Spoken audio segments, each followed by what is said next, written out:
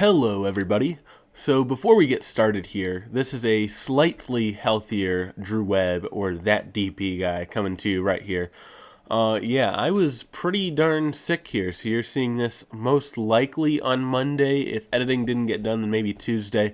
But either way, the Festival of Overtimes has unfortunately gone to overtime and has gone much longer than anticipated, so my apologies for that. But you're going to hear me pretty darn sick for the later stages of this, so I apologize for that. You know, I was just kind of trying to get this over with how awful I was feeling. So hopefully you still enjoy the product. I tried to make it as enjoyable as possible. And yeah, hopefully have fun watching the Festival of Overtimes. Now let's go ahead and continue to our regularly scheduled programming here. Thank you all so much. Hello everybody, this is Drew Webb, that DP guy, and welcome to quite the unusual opening here to the Festival of Overtimes. This is going to be a wonderful event here, and it's going to be very unique as we're going to eliminate these drivers and get down to eventually a field of two, but that's for later. We have 37 entries in this race. 37 of you all signed up for this. And of course, we'll eliminate one by one, or who knows, maybe we'll eliminate a bunch if drivers don't finish the race. So, real quickly, before we spin the wheel for the first race, let's go ahead and go through some of the rules here right now. So, essentially, we're going to start with 37 entries here, equal ratings, of course, and a randomized starting lineup. So, the starting lineup for the first race will be random, and honestly, the starting lineup for every race will be random. So, you know, it's really up to the luck of the draw because, of course, that's what NASCAR management loves. They love parity and randomness there. So why not? Let's just go for it. So I will spin a wheel, this wheel right here of tracks, for a track to race at. We'll run a 2-lap overtime at that track. And after we do that, the winner of that overtime will be safe for the next overtime, no matter where they finish or if they wreck out, they will be safe. And then the last place driver that isn't safe and hasn't crashed out of the race will be eliminated. All drivers who do crash out will be automatically eliminated. Unless, of course, like I said, they were granted safety from the previous overtime. And we'll just keep repeating the process and keep on going right here. So let's go ahead and spin the first wheel for the first overtime. Here we go. And the wheel spins and spins and spins. Where are we starting today? Uh-oh, Banked California will open us off. Oh, this is going to be an unbelievable one. So Banked California will have our first overtime there. Let's go ahead and get to that right now. All right, we have made it to Banked California right here. Let's go ahead and take a look at your 37 entries right here, because this could be the last time you're seeing your entry. So let's go ahead and see everybody who entered in this race, starting with our pole sitter, Skylar Taylor. Of course, Skylar is a well-known driver within the NR2003 community, has multiple wins, not on this channel, but of course on other channels, and a very good NR2003 driver overall. Of course, to the outside of Skylar Taylor is James Fleischer in the 48, a new sign-up on the channel, and we have tons of new sign-ups on the channel. I'll make sure to note each and every one of you because I really do appreciate you all for signing up for the first time. Thank you so much. And in row 2, we have Sam Oskin, who just had a miserable inaugural, DPORL Cup Series season. And to the outside of Oskin is BB Ruiz, another new sign-up and another SCS driver. And of course, we have tons of SCS drivers in the field today. I noticed a lot of people really signed up from that link that I posted in there. So thank you so much for joining in on the fun here. We're going to have a lot of fun in this race, as here in row 3 we have Laura Chung, who has been on fire as of late. Almost had it work out in the 6 hours of Kansas. Played the strategy great, just didn't work out for Laura Chung. So unfortunate, but that's how it goes in racing. And then, of course, Bryce Egan to the outside of Laura Chung. Bryce Egan, a very solid driver. Eli Bright in the 1, another SCS guy, and another first-time sign-up on the channel. And speaking of the SCS, the one who created it all, Joe Rutkowski in the 96 to the outside of Eli Bright. Moving further back, you have Max Davis in the 6. Of course, Davis had a great run in the 6 Hours of Kansas, led a good chunk of laps right there, and of course is back for this event, this time in the 6 car, keeping the Roush theme going. And of course, speaking of Roush, Jose Gonzalez, another driver from the 6 Hours of Kansas, to the outside in the 16 machine. Moving on, Felix Mayer in the 9.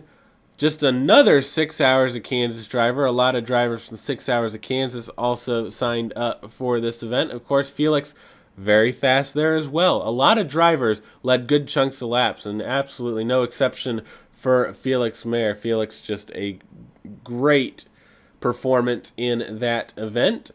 But speaking of great performances, of course, we have Lucien Bianchi, second place in the DPORL Cup Series Championship this past season, but just couldn't quite get it done to Leonard Kochmer. Of course, Kochmer also in this field, and we'll get to Kochmer later, but for now, we'll get to Rosetta Martinez in the 18, another first-time sign-up on the channel, so welcome.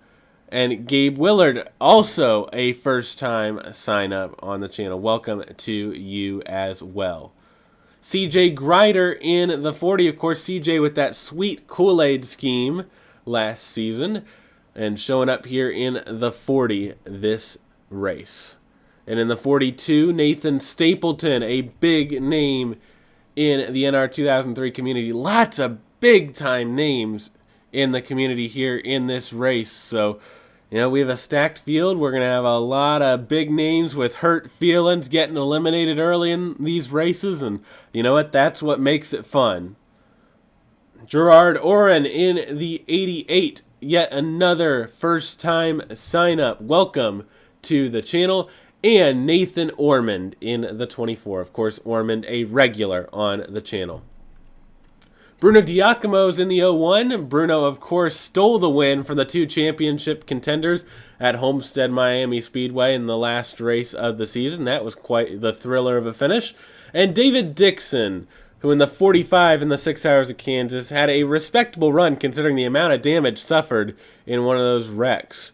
So David Dixon back again trying to win this event instead. Aaron Abel in the 25. Of course, Abel was kind of at the back of the pack as well in the DPORL Cup Series. Hopefully, with ratings and stuff, that'll change, and it won't just be completely luck-based. But Aaron Abel looking to have a good run today. And Matthew Hubert in the 84, another DPORL driver, another driver gaining recognition in the community for being very, very fast. Moving back here, Leonard Kochmer, we talked about him, but this time, here he is in all his glory in the 19 machine. Welcome back, or I shouldn't say welcome back. Of course, you're a regular here. But yes, in the 19 machine, our DPORL Cup Series champion. And Eric Monaco in the 4. Of course, Eric Monaco, a longtime DPORL driver. Will Parrish in the 2. I believe Parrish signed up in the 2 for the last event, so Will Parrish coming back for this race. And Duncan Ward in the 10, looking to dunk on the field, but pretty far back right here. We'll see if Ward can survive this round. Caleb Rose in the 41, yet another big name right here, starting farther back in the field. We'll see how Caleb Rose can do. And Reggie Fogelman, who signed up in the 8 car for this race, had some wild wrecks this past DPORL season. You can see the top 5 countdown at the pre-race show for the Homestead Miami race. Jack Haas in the 11. Of course, Jack Haas, another well-known name, had a couple wins last DPORL Cup Series season. I can't remember if it was 2 or 3. I can't think of it off the top of my head. Don't have those notes, but I do know Jack Haas was quite fast towards the end of the season. And Annie Thomas in the 26, new sign-up right there. Andrew Williams is in the 5. quite quick in the 71 in the 6 hours of Kansas, but couldn't quite get it done, just couldn't find the right strategy.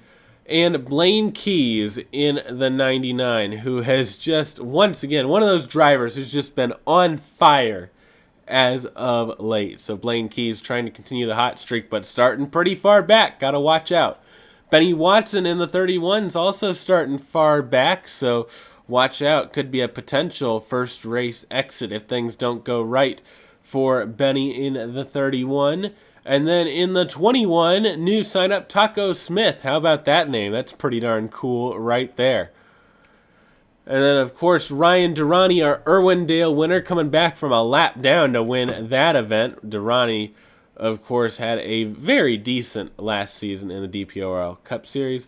And in the 38, Matthew Burnett, another SCS driver, coming on over to race in the Festival of Overtimes. And starting last right here, Casey Elliott in the 70, the last driver to sign up for this race. So we'll see what Casey can do from that last starting position. Of course, can't stay there or Casey will be eliminated. So we'll just have to see how that all shakes out at the end. But with all that said and all that done, now that we've gone through every single driver right here, you've learned about them, you've heard about them, it's time to get the command to fire engines to start the 2024 NR2003 Festival of Overtimes.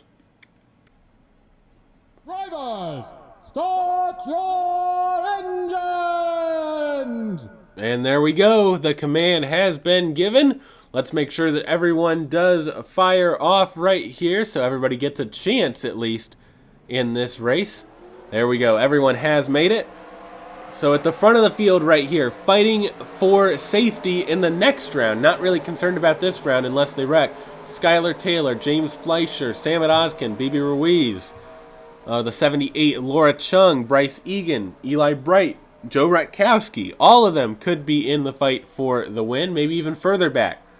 But at the back of the field, this is what to be concerned about. Casey Elliott, Ryan Durrani, Matthew Burnett, Benny Watson, Taco Smith, Andrew Williams, all those drivers back there in a bad starting position have to be aggressive to keep themselves safe. But aggression is what could harm you today because remember, this first round, there is no safety. Nobody's safe from a previous round. This is the first round.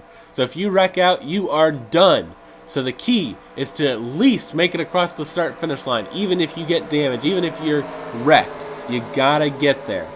So we'll see which drivers are able to actually get there.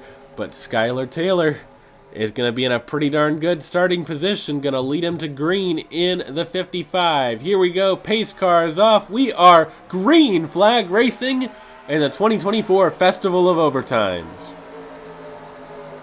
A clean start up front, but getting wild towards the back. My goodness, 3 wide, 4 wide.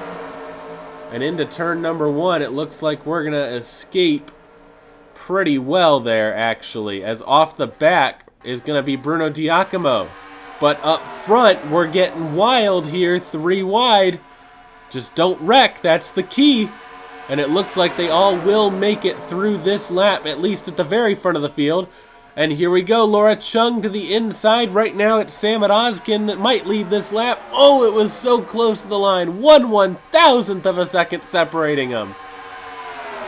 We're still clean and green at the front of the field, but looking back 4 wide right here. Gotta play it safe. Further back, everybody safe right there. The 88, the 11, all of them coming down pit road. But into turn number 3, the 48 sends it. James Fleischer way to the inside. Looks like the 48's going to survive right here. And James Fleischer will get safety right here. Unbelievable. Nice run from the 48. The 18, Rosetta Martinez, also safe. And we'll have to see who ends up being the last place driver right here. You can see the 25, 11, and 88 all battling it out.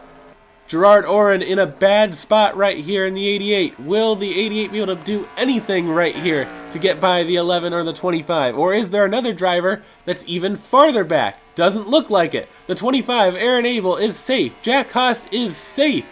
And Gerard Oren is the first elimination in the 2024 Festival of Overtimes.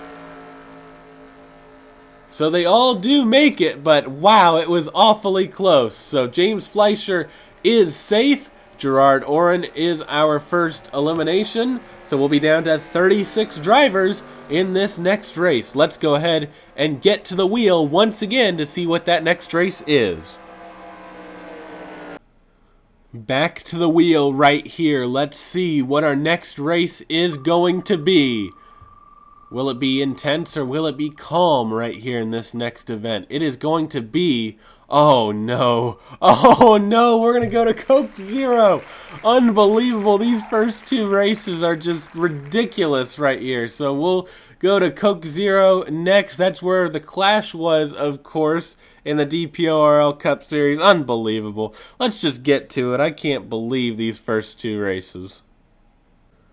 All right, we made it to Coke Zero right here, and David Dixon is on the pole for this one. Of course, the 48 of James Fleischer is safe, so he does not have to worry about anything right here. So David Dixon, Ryan Durrani, Bibi Ruiz, Benny Watson, Matthew Huber, all pretty safe. Nathan Ormond as well up front. But out back, it's Reggie Fogelman, Blaine Keys. You can see Gabe Willard out back.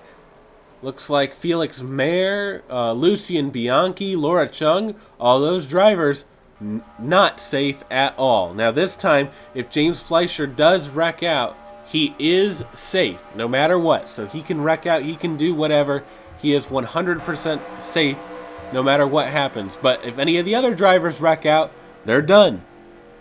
So we're going to have to watch carefully right here as we are coming around a relatively long pace lap here, because this is a pretty darn long track. But the 15 of David Dixon in a great spot for this event. Man, sometimes I just forget how long of a pace lap this really is. We are still going.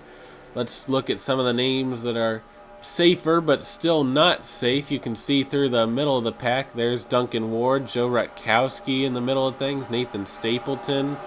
There's the 4 of Eric Monaco, Skylar Taylor back there. Lots of drivers still in that middle of the pack sort of range that are definitely not safe in this race. But we're going to be watching the leaders right here. And of course, we'll take a peek at the back of the field as the pace car is now off once again. Let's get things going. 2 laps here at Coke Zero. We'll see if the field survives. Let's get going. The 15 leads them to green once again in this overtime. The 26, Annie Thomas popping down to the inside. Same thing with Skylar Taylor. Those two trying to get down to the bottom as soon as possible. That's going to result in some 3 wide action, but everybody maintaining a relatively clean status right here. As up towards the front now, Benny Watson going for the lead of this race with a nice push from the 24 of Nathan Ormond, and Taco Smith in the 21. Also trying to get down there. Looks like Smith will dive it down to the inside. 3 wide for the race lead. A nice move from the 21 of Taco Smith is going to put that 21 machine in a great spot, but it's the 8 of Reggie Fogelman off the back of the field right now. Going to have to watch out.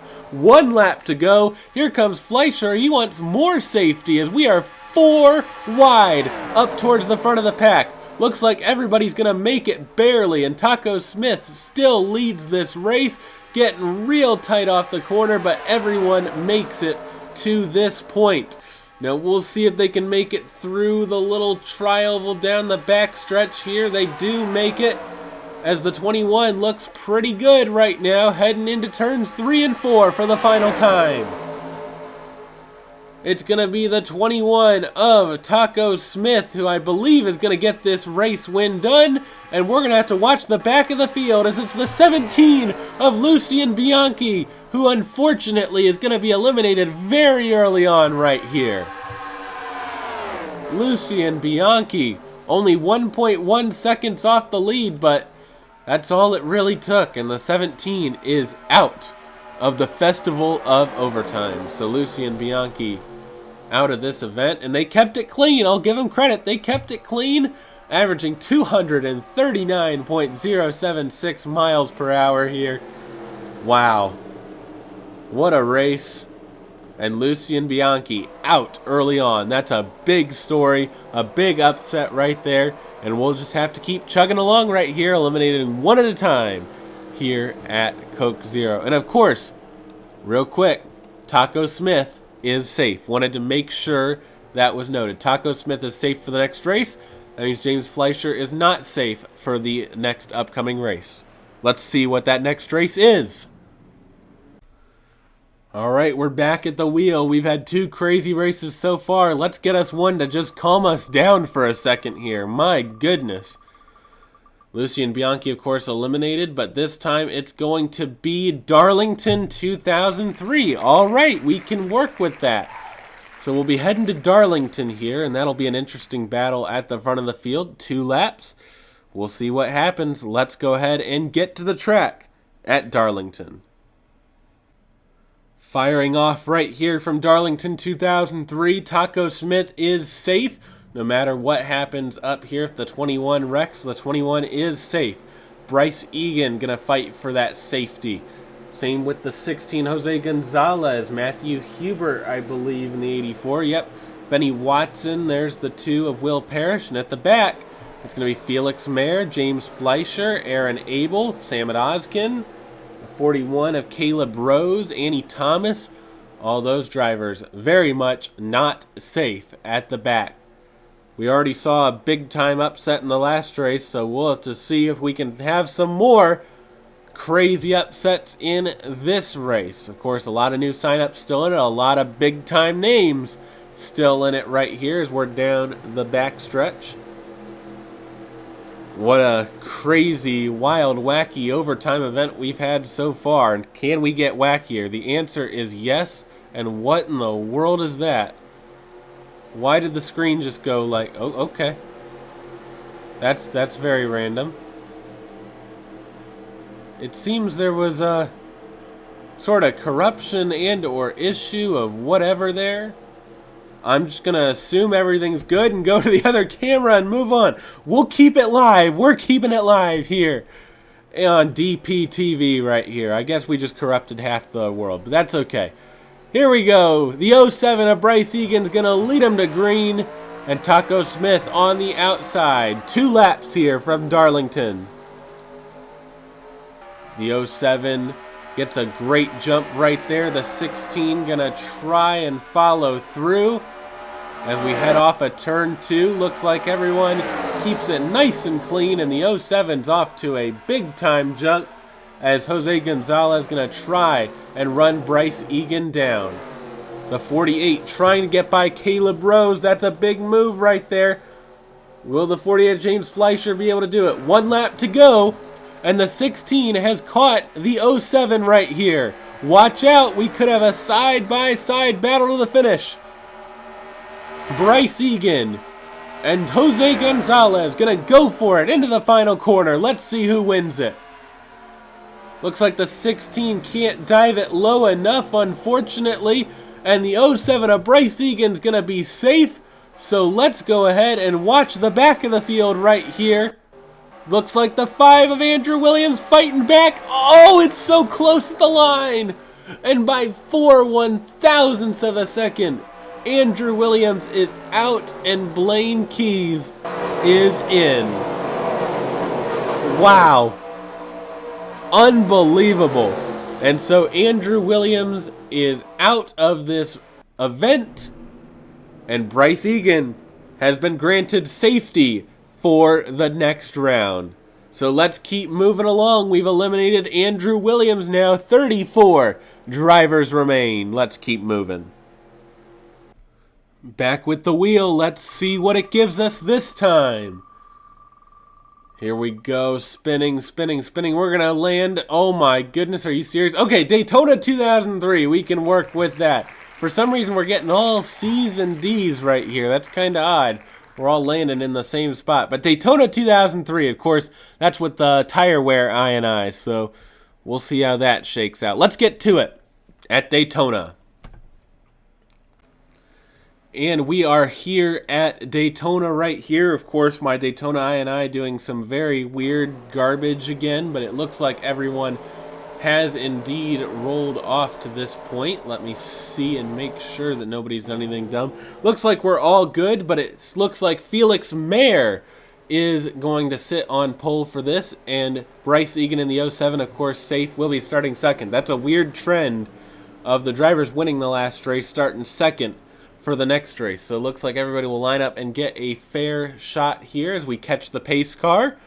And of course, off the back, fighting for safety, Gabe Willard, Bruno Giacomo, Caleb Rose, Eli Bright, Will Parrish, James Fleischer again, BB Ruiz, Ryan Durrani, all those drivers gonna fight hard for safety. But remember, this is an inside lane dominant track, so gotta get down to the inside to have a chance at safety. But 34 cars remain. Could it be 33? Could it be less? We'll have to watch out and see how things go right here as Felix Mayer in the 9 looks pretty darn safe right now, but you just never know what could happen if the big one starts. As off a turn 4 the pace car goes and gonna pull in to the pit lane, and we're gonna get green flag racing from Daytona right here. Felix Mayer leading the 34 car field to green.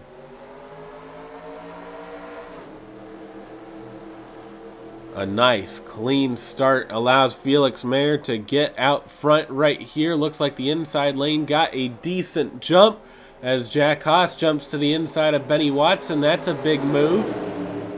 But these cars slowly getting up to speed. The 96, Joe Rutkowski, is clear.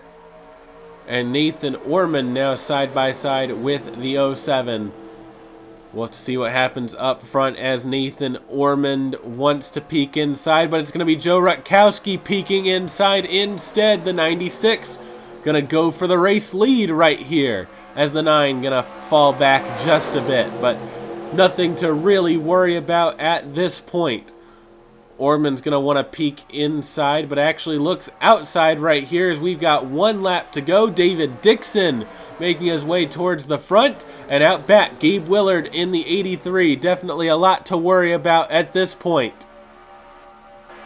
But the 96 continuing to control the field right now. Can Joe Rutkowski gain safety, or will it be the 15 of David Dixon trying to make the move? Taco Smith is right there also in the 21. Dixon looks to the inside with a big move, and Taco Smith's gonna try and follow through. Will Taco Smith go 3 wide? Yes! 3 wide! Unbelievable stuff right here as we are 3 wide, and Taco Smith is gonna successfully make that move. And unbelievably, Taco Smith's gonna win another one of these and get immunity in the next race. Taco Smith wins it. And out back, it's going to be BB Ruiz in the 29. Out. Leaving just 33 drivers in the field. BB Ruiz, very unfortunate early elimination right there. But someone had to go, and in this case, it was just the 29 machine. Did any drivers end up out of the race? Nope. Everybody within 1.6 seconds. But how about that move from Taco Smith in the 21 car? Looking very strong early on and safe for the next round. So let's see who ends up getting it done in the next round. And let's see what the next round even is as BB Ruiz eliminated. Back to the wheel. Let's see what it gives us. Will it give us another race in that section? Yes, for some reason. This time it's going to be the Daytona road course. Why are we just skipping one? It feels like we're just skipping one by one.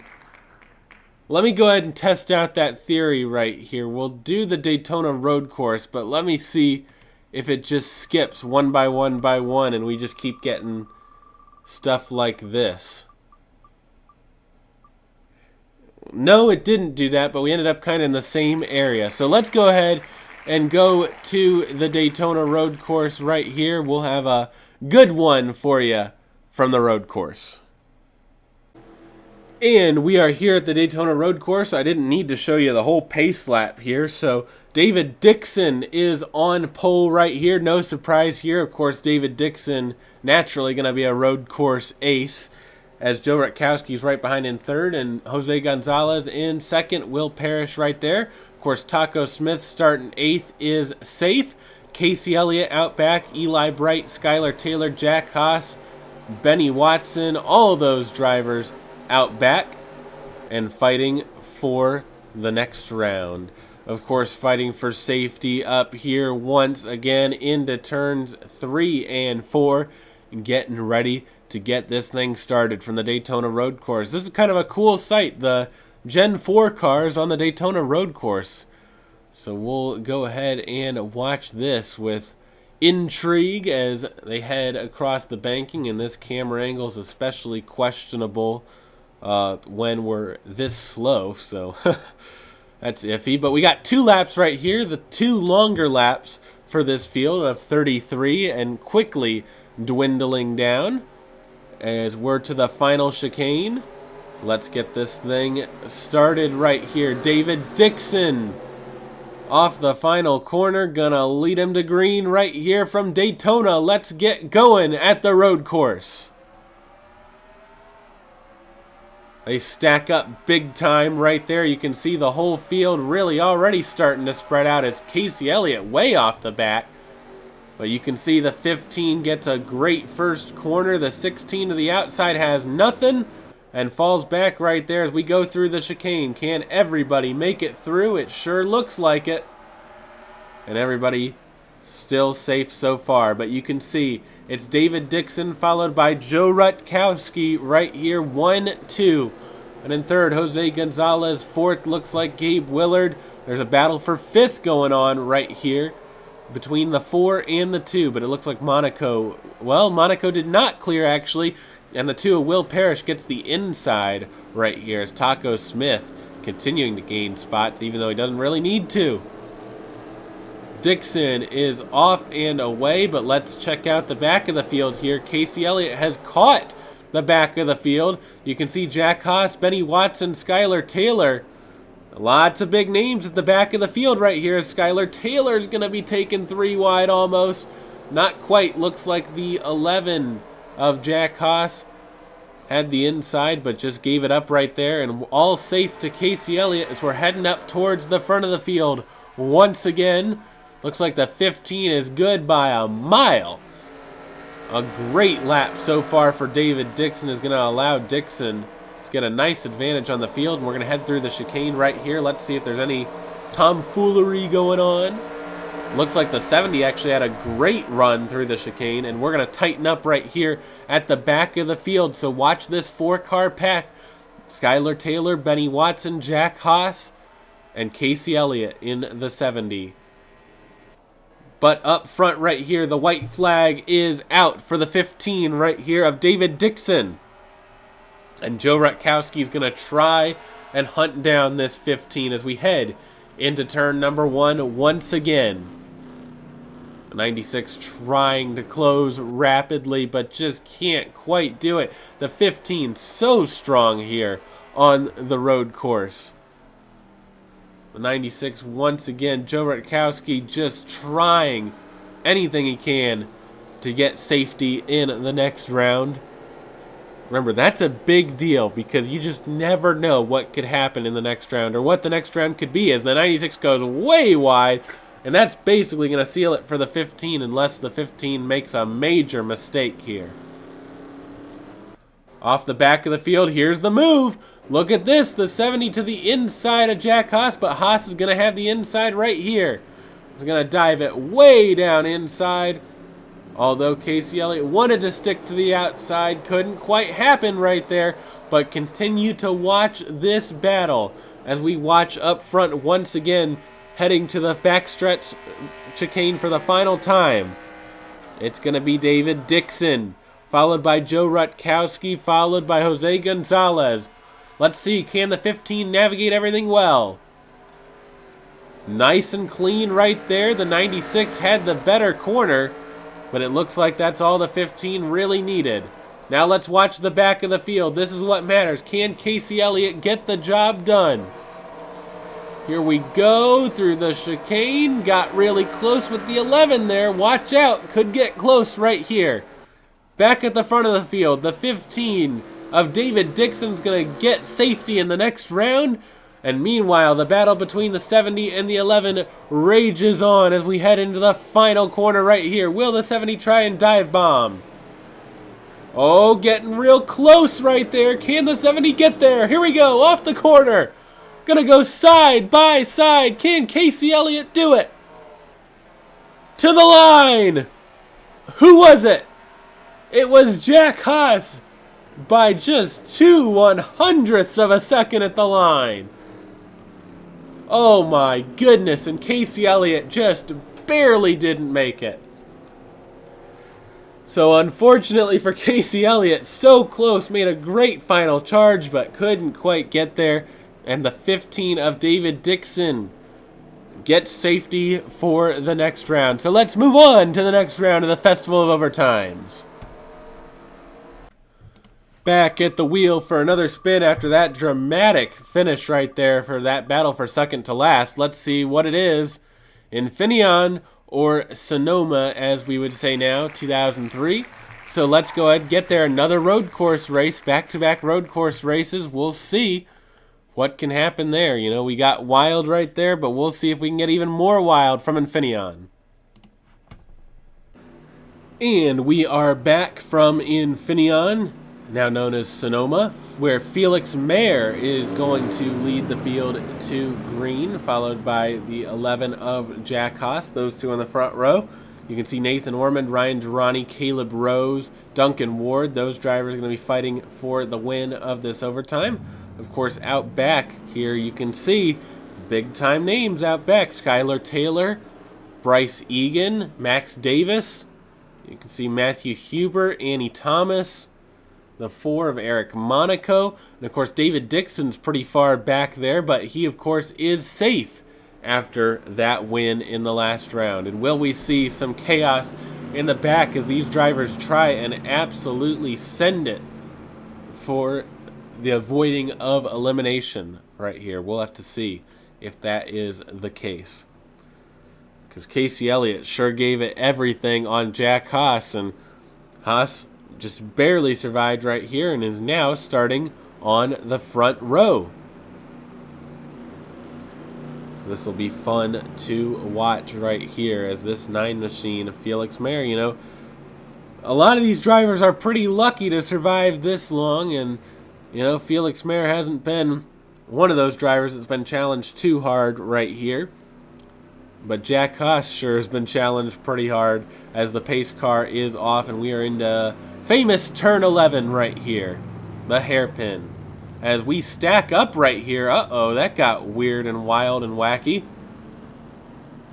That was kind of odd, but we'll see how that impacts everything as these drivers stacked up big time. We're coming to green right here at the front of the field, but we'll see how that impacts everything at the back of the field. Did drivers get really caught up in that stack up? Yes, it looks like it, and Skylar Taylor's way off the back as we're going green.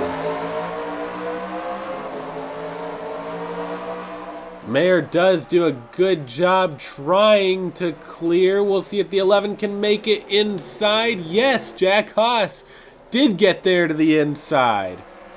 And look at the 24, Nathan Ormond, trying to get there and put his name in the battle. But Jack Haas gets a really great exit right there, and we'll have the inside once again. Jack Haas clears and leads at the front of this pack. Wow. What a move, and here's the 6 right here of Max Davis on the outside, currently sitting last, but is going to try and get Skylar Taylor right here. I don't know how well that's going to work. Doesn't look like it worked at all. So the 6 currently definitively in last place at the moment. As Jack Haas continues to lead, Felix Mayer has fallen back, and Nathan Ormond now in the battle for potentially trying to get second. As we head towards turn 11, who will send it to the inside? Nobody up front, but it looks like Matthew Burnett looking inside of Taco Smith. And that move not quite able to be completed. The outside actually stuck pretty well right there. As we head towards the back once again, and Max Davis still stuck back there. Gonna have to chase after the 26 of Annie Thomas. 1 lap to go right here. Jack Haas led at the line by 7/10 of a second. What can the 6 do to make the move? Tries to look outside. Will that do anything for the 6? Doesn't look like it. Really stacked up at the back of this field. But can Max Davis make a move? Yes! Max Davis does get a nose to the inside, but will it stick? No! Gonna peek inside anyway, though. Does the 6 have anything to get by and complete the pass here on Annie Thomas? It sure looks like it. Davis is clear. And now Annie Thomas will have to try and fight back. Just a few more corners to go in this race. As the 07 and the 55 are side by side, could that impact the battle at the back of the field? Meanwhile, Jack Haas coming through turn 11. Haas is going to win it, but we're going to watch this battle at the back. As we head towards turn number 11, can Annie Thomas do anything right here in the 26? Or will it just stack up? It's stacked up pretty big. Watch out, the 55 gonna not get there. So it looks like the 26 of Annie Thomas is going to be eliminated in this race. Wow. What a battle. Max Davis survives. Jack Haas gets safety and Annie Thomas is out. Good stuff right there. We eliminate yet another one. Let's move on to the next event in the wheel spin. What will we get right here? Spinning, spinning, spinning. What's it gonna be? We're gonna land in that same group. It's gonna be Chicagoland 2003. All right, we're going to Chicagoland, and that'll be a fun one, 1.5 miles. Let's get to it. Here we are from Chicagoland. Jack Haas is safe. Benny Watson is on pole. Laura Chung on the outside. Bryce Egan, who survived, is here. Will Parrish, Taco Smith, Eric Monaco up towards the front. Now out back right here is the 12 of Sam Ozkin. You can see there's the 11 of Jack Haas, who just won immunity. So actually Jack Haas once again is safe right here. So doesn't matter if Haas finishes last. If Haas finishes last, then the second to last finishing driver will be eliminated. So let's get things going right here with Benny Watson being the leader for a 2-lap shootout at Chicagoland. Gonna be a pretty tame one, I would think.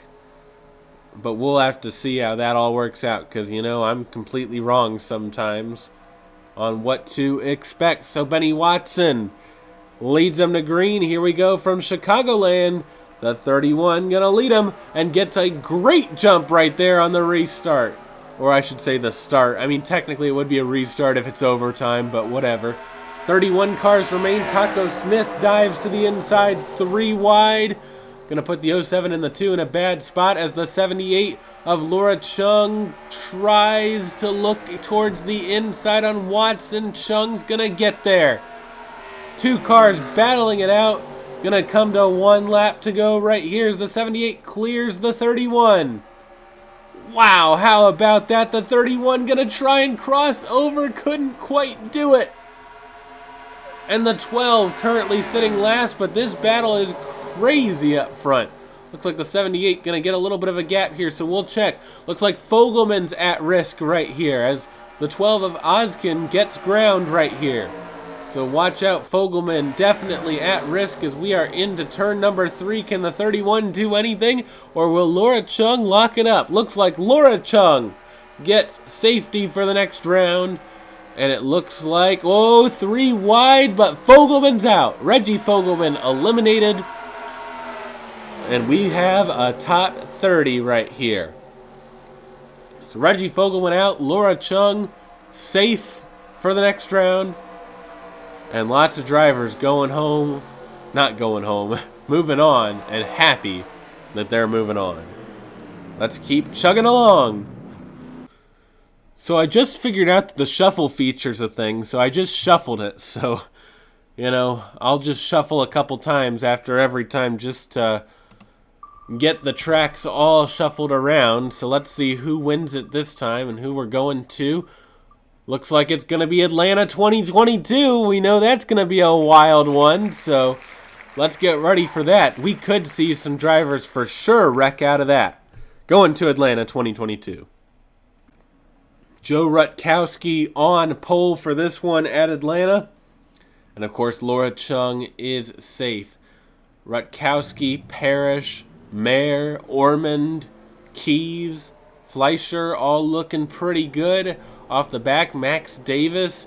You can see the 07 once again of Bryce Egan. Laura Chung is safe back there. So once again, very good for Laura Chung that she won safety in that last round because she could very well finish last. And remember, the second to last place finisher goes home if Laura Chung finishes last. And so, Joe Rutkowski, first pole of the Festival of Overtimes, going to try and go for his first win of the Festival of Overtimes. Of course, it could get wild right here. This 2022 Atlanta gets absolutely insane at times. So we'll see if we get that sort of action right here through the quad oval. Gets absolutely insane. We'll just have to see if that is the case. But either way, it's going to be this 96 and the 2 on the front row. But I'd once again watch that inside lane for anybody trying to potentially make a pass. Like Felix Mayer, Blaine Keys, Gabe Willard. Let's go racing once again, this time from Atlanta. And Rutkowski gets a great jump right there. Gonna clear himself on the 2. We are off and running, but it looks like Will Parrish chooses the high lane willingly right there.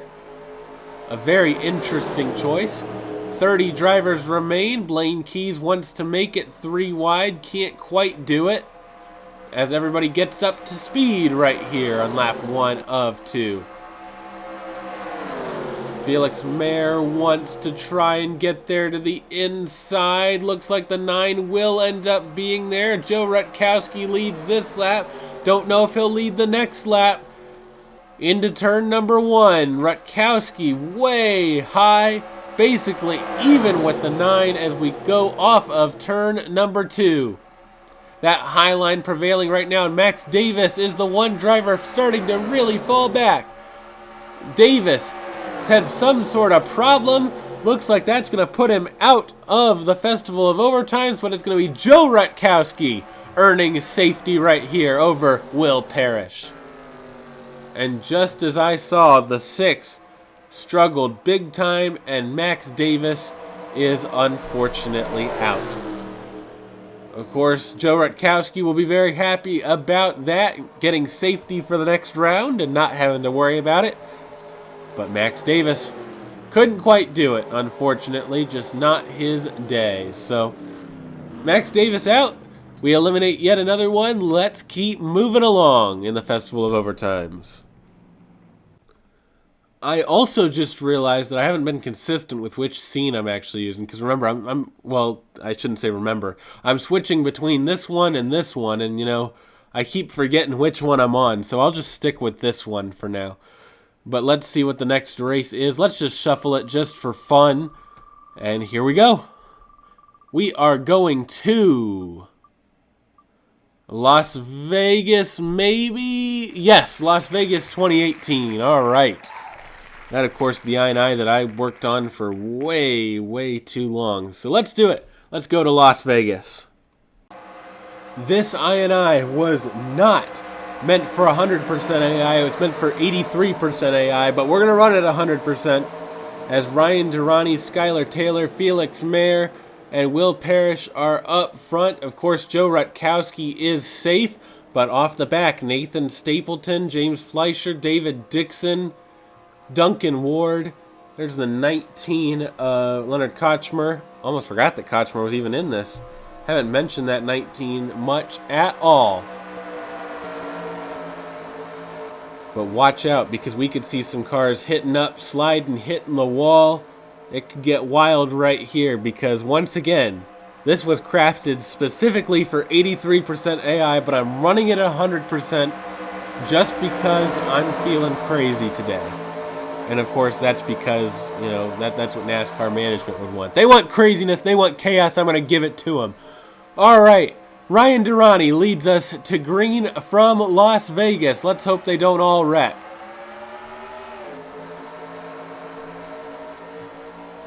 Durrani gets a good jump, but the 9 gets a good jump as well. Durrani is clear and all safe, but the 9 certainly hunting the 20 down. Felix Mayer, Eric Monaco, we are going fast. Watch out into turn 3. The 9 gonna dive it in there and potentially slide up the track just a bit. Oh my goodness. These cars are absolutely flying through here. We got just 1 lap to go, and everybody's passing like crazy. My goodness. Off the back is David Dixon, so watch out. But there's Taco Smith. Will Dixon get ahead of Smith? We'll have to watch that. But up front, the 4 and the 9 going at it. Can the 4 dive it down to the inside on Felix Mayer, or will Mayer win it? Looks like Felix Mayer gets the win, and Taco Smith, unfortunately, is going home. Oh, no. So sad for Taco Smith. Had a great stretch of events, but couldn't get it done this time. So Taco Smith going home, and Felix Mayer is safe in the next event. Wow. This absolutely flew by. They weren't supposed to go that fast, but they did go that fast, and it got wild. So let's just keep moving on. We've done Las Vegas. We're still moving along, slowly churning away at these vehicles. Back at the wheel. We'll see what we get here. Oh, it's going to be Homestead 2003. All right. Going to Homestead. This could be a fun one. We'll just have to see how that plays out. Let's go to Homestead Miami Speedway from back in 2003. 28 cars remain. Sam at Oskin is on pole for Homestead with Matthew Hubert there, Leonard Kochmer, Rosetta Martinez, sorry about that. Forgetting names now that we're so far in. Joe Rutkowski, Caleb Rose up front. Of course, Felix Mayer is safe. Jack Haas is off the back. Same thing with Duncan Ward. David Dixon once again. CJ Grider. You can see there's the 4 of Eric Monaco, Nathan Ormond. All those drivers very much at risk with 28 drivers remaining. We're going to have to keep whittling down this field. But once again, Felix Mayer is safe. So Mayer doesn't have anything to worry about in this event. But a lot of drivers do have something to worry about, and we'll see that play out as we go from Homestead Miami Speedway. Of course, this, I believe, is pre-reconfiguration, I'm pretty sure. So, flatter banking right here, not the banking we're used to. All right, Sam at Oskin gonna lead him to green in the 12. Green flag racing. This is overtime from Homestead Miami Speedway as Kochmer really wants to get to the inside there, but couldn't do it through turns 1 and 2. The 19 just trying to follow the 12 through. Looks like the 96 wants to get a move on as well. Rutkowski getting a big-time run down the back stretch. Gonna peek to the inside. Can't quite get to the inside of the 19, but watching out back, it's Jack Haas and the 11 that's currently at risk. We'll see if that changes in one more lap right here as the 12 starting to pull away just a bit. Oskin with a really great surge of momentum into 1 and 2. Looks pretty good at the moment. The 84 jumping outside pretty big time. Looks like the 12 is going to be pretty clear right here. And Sam at Oskin pretty convincingly is going to win this race. So let's check up on the back. Uh-oh, it's between Jack Haas and David Dixon off of turn number 4.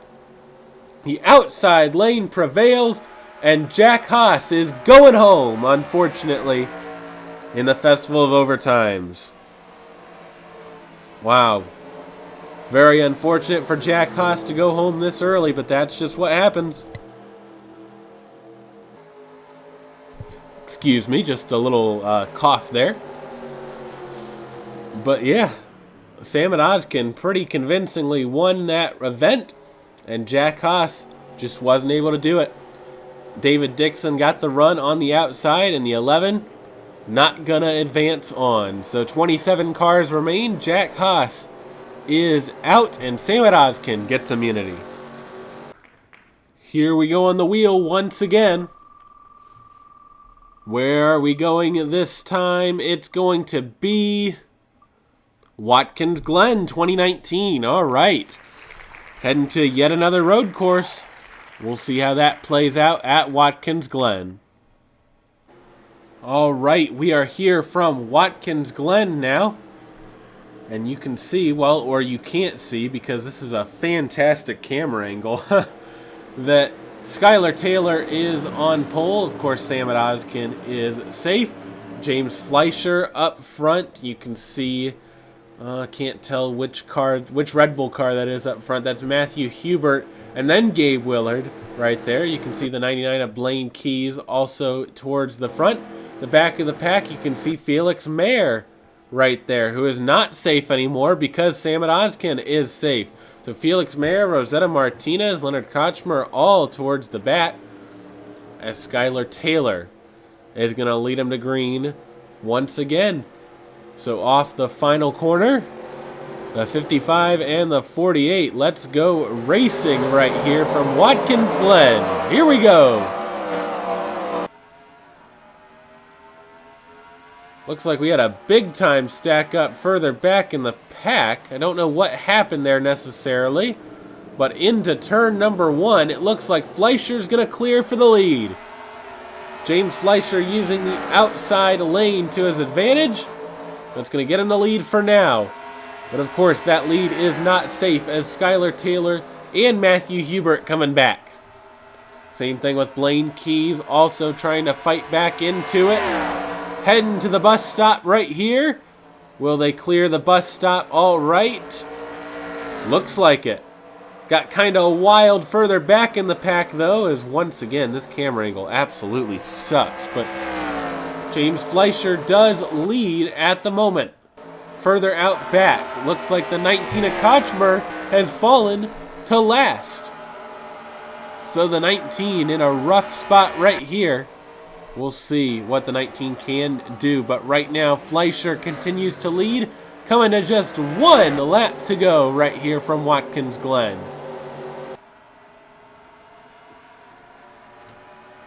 Diving into turn number 1 will be Fleischer, followed by Taylor, followed by Hubert, then Keys, then Willard.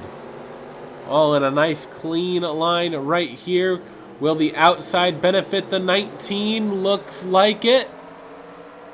So 19 getting a pretty darn good run on the 9. The technical teammates right here, Felix Mayer and Leonard Kochmer, going to be fighting hard for this position. Further up front, the 55 tried to dive to the inside. We almost missed it. Didn't quite work, so let's watch the back of the field. Into the bus stop. All clean right there, but we'll watch these two teammates battle it towards the end of the lap. Back up front, the 48 continues to lead. The 55 looked like potentially diving to the inside, but didn't quite get there. So, gonna be James Fleischer who's gonna get immunity right here. Gonna be safe in the next round. And it looks like we almost have a move. Do we have a move to the inside? Is this the move? No, not quite. Leonard Kochmer is going to be out. And that means the top 2 in last year's DPORL Cup Series are both out quite early in the Festival of Overtimes. But a good win for Fleischer over Skylar Taylor. And unfortunately, I should say, there goes Fleischer. Not Fleischer. Man, now I'm getting messed up. Kochmer is going to be out. So after that, that'll leave us with 26 cars remaining, and once again, we just got to keep moving along, eliminating driver by driver in the Festival of Overtimes.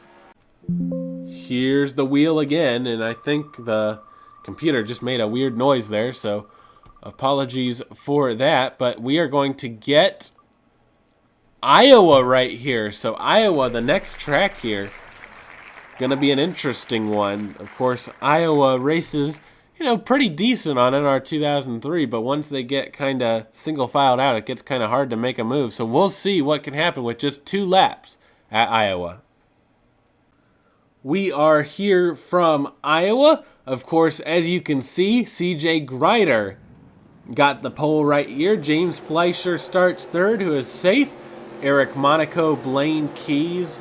There's the 2, Will Parrish, Matthew Hubert up front, and then Skylar Taylor, Nathan Stapleton, Eli Bright, Gabe Willard, Joe Rutkowski, Duncan Ward, all towards the back of the field. And so we head down the backstretch, a short pace lap right here, and just 2 laps from Iowa to decide. Well, to decide who's eliminated. Duh. Come on now. He's stating the obvious over here. But that's what we got to do. We got to eliminate 1 more, or if they wreck out, we eliminate multiple more. So CJ Grider going to lead him to green from Iowa. Just about an even jump, and another really sucky camera angle. My goodness, come on. That's unfortunate.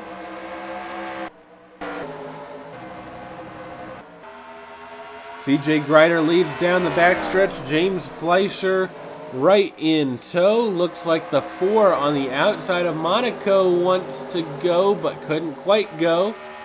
And there goes the 40 once again across the start-finish line that we indeed cannot see. And out back right there is Nathan Stapleton. Watch out right here. We're 3 wide. Will Matthew Burnett be able to survive 3 wide back here? That's what we want to see. Looks like Stapleton pops it inside. The 40 of CJ Grider is safe, and off the final corner, the battle for the final spot goes to, I don't know. It ended up going to Stapleton. Nathan Stapleton moves on, and in the top 25, Matthew Burnett is out. A valiant effort from Matthew Burnett, but Stapleton had the inside there, and CJ Grider is safe for the first time. Great run to hold on to it for CJ Grider, but unfortunately we have to eliminate Matthew Burnett, and we're down to 25 cars remaining. Welcome back to the wheel. Let's see. Well, actually, let's shuffle. Well, I should have shuffled first, but whatever. That's okay. We get Dover anyway, so that's whatever. I was going to shuffle, but, We got Dover. That's a different track, so we'll go ahead and get to Dover 2003 real quickly right here. And, that could definitely shake things up, especially at the back of the field. Let's get racing. We're here from Dover. Caleb Rose has the pole. CJ Grider is safe. You have Eli Bright. Looks like Bryce Egan, Benny Watson, Aaron Abel up front. Nathan Stapleton, Joe Rutkowski, Duncan Ward. Looks like the 48, James Fleischer, and Felix Mayer out back. With just 2 laps to sort it out, can Grider become safe yet again, or will Caleb Rose or even Eli Bright gain safety very early on? Let's see what can happen here from Dover. I don't think I've really ever ran these cars at Dover, or really anything at Dover, the base Dover in the game, so this will actually be an interesting watch for me, as Caleb Rose is going to lead him off a turn 4 and to the green flag as we go green flag racing from Dover. An even launch right there. Will the 40 send it 3 wide? Not quite. Eli Bright trying to hang on the outside, but the inside, of course, the dominant lane. And you can see the 41 start to really pull away right here. Looks like Grider settles in second, Eli Bright in third, and off the back right here, Duncan Ward, James Fleischer's right here. Fleischer's going to be last at the line. Final lap for the 41. Looks like Caleb Rose is going to be pretty safe right here. As off at turn 2, Rose continues to pull away. And that's going to allow Caleb Rose to get immunity right here. So that's big for this 41 machine. Grider finishes second. And off the back, it's going to be James Fleischer going home. Very unfortunate for James Fleischer, who had really a great run going, but just isn't quite going to make it that time. And one slip up, and you're out. I mean, theoretically in this, you could win 36 or 35 races and just happen to lose the last duel and you don't win it. That sounds familiar, doesn't it? Either way, Caleb Rose is safe, James Fleischer is out, and we're down to 24. Let's get back to the wheel. Back at the shuffled wheel this time. Let's see what we get here for the next event.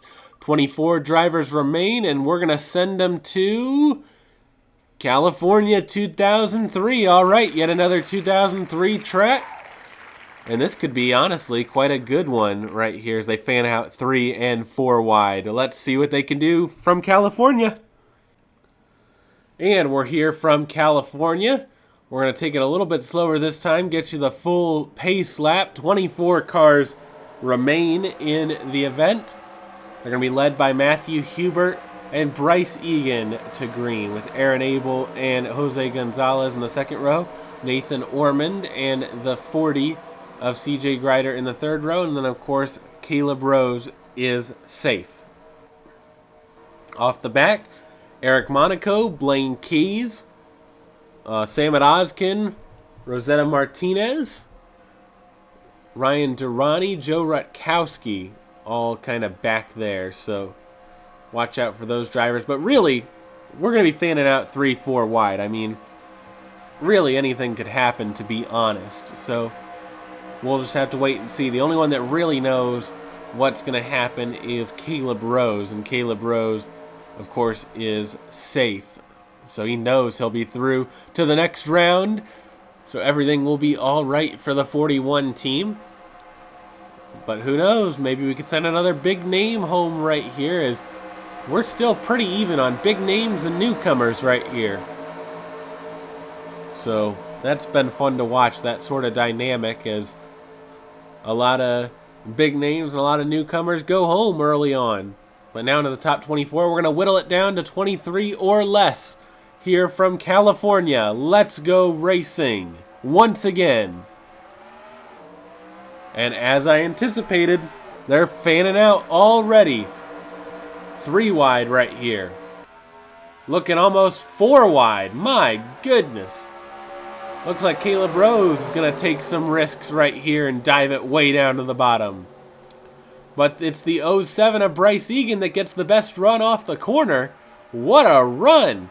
And Blaine Keys currently sits last as we are 3 wide for the lead.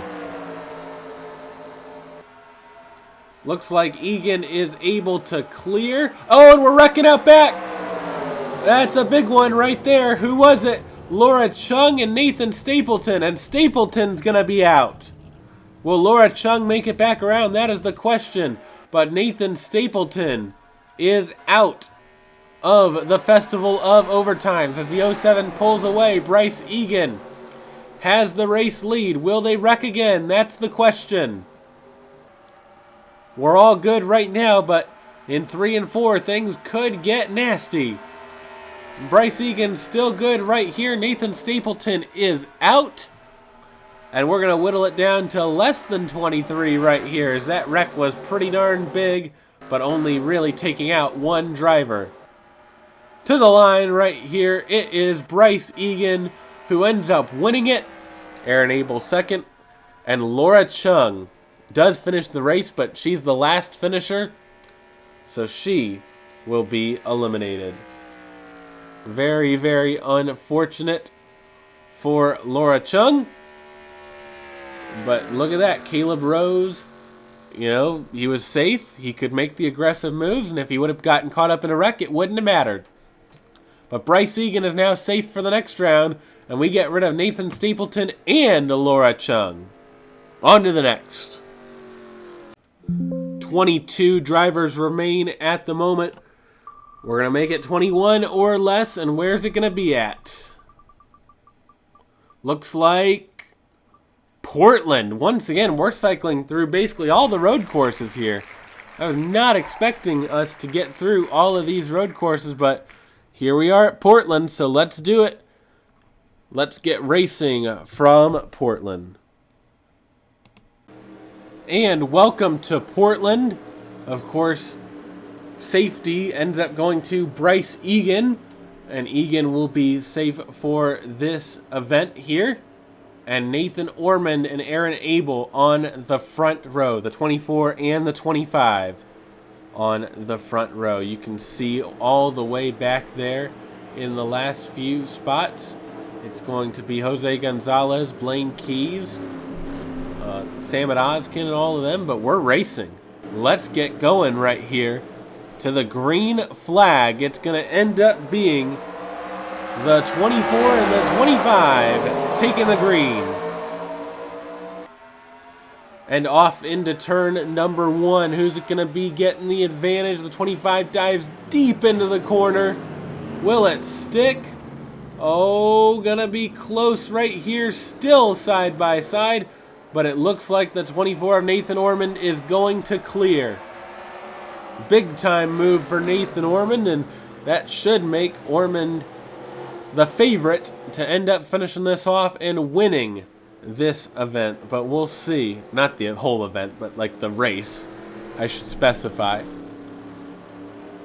And so Aaron Abel follows in a second, and off the back of the field is Blaine Keys in the 99, so watch out.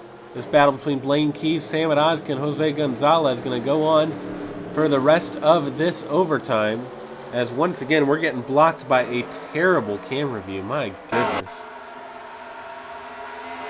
As we head down the back straightaway, or it's not really a straightaway, it's more of a curve, but that's against the point here. It basically acts as a straightaway, as we're going to come to 1 lap to go for Nathan Ormond. And 1 lap to go for the back of the field. Is what in the world, these camera angles? My goodness, come on. That's rough. But either way, we've made it so far. And Nathan Ormond continues to lead. Oh, we're wrecking! We are wrecking! Whoa, whoa, whoa, whoa, whoa! What has happened? The 20 has wrecked. The 15 with damage. The 99 and the 12 are in a battle right here. And looks like the 99 is getting the better of the 12. Whoa! I was not expecting that, but we have had an accident. And we'll see if the 99 and the 12 can capitalize on the failures of David Dixon and Ryan Durrani, or can the 15 and the 20 stay alive? That is fascinating stuff right there. I never would have expected them to wreck, but they have, and they both have damage, but are just barely surviving right here. Wow, unbelievable. Looks like they're okay so far. As up towards the front of the field, it's going to end up being Nathan Ormond who wins this event. Ormond comes to the line and makes it official, so Ormond is safe. But it looks like the 12 of Samit Ozkin. Oh no, they're pitting! No way, they're pitting! The 15 and the 20 pit. And it looks like the 20 is going to be out. Ryan Durrani is going to be out after inexplicably pitting. I cannot believe that. And they are going to cross the line, I believe. Yes. The 15 did cross the line before all that happened. I know it lists the 15 as retired, but the 15 did cross the line, and the 20 did cross the line as well. Well, or no, the 20 is crossing the line right now.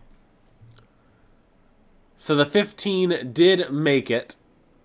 So Dixon is safe, and Ryan Durrani is the one eliminated from this race.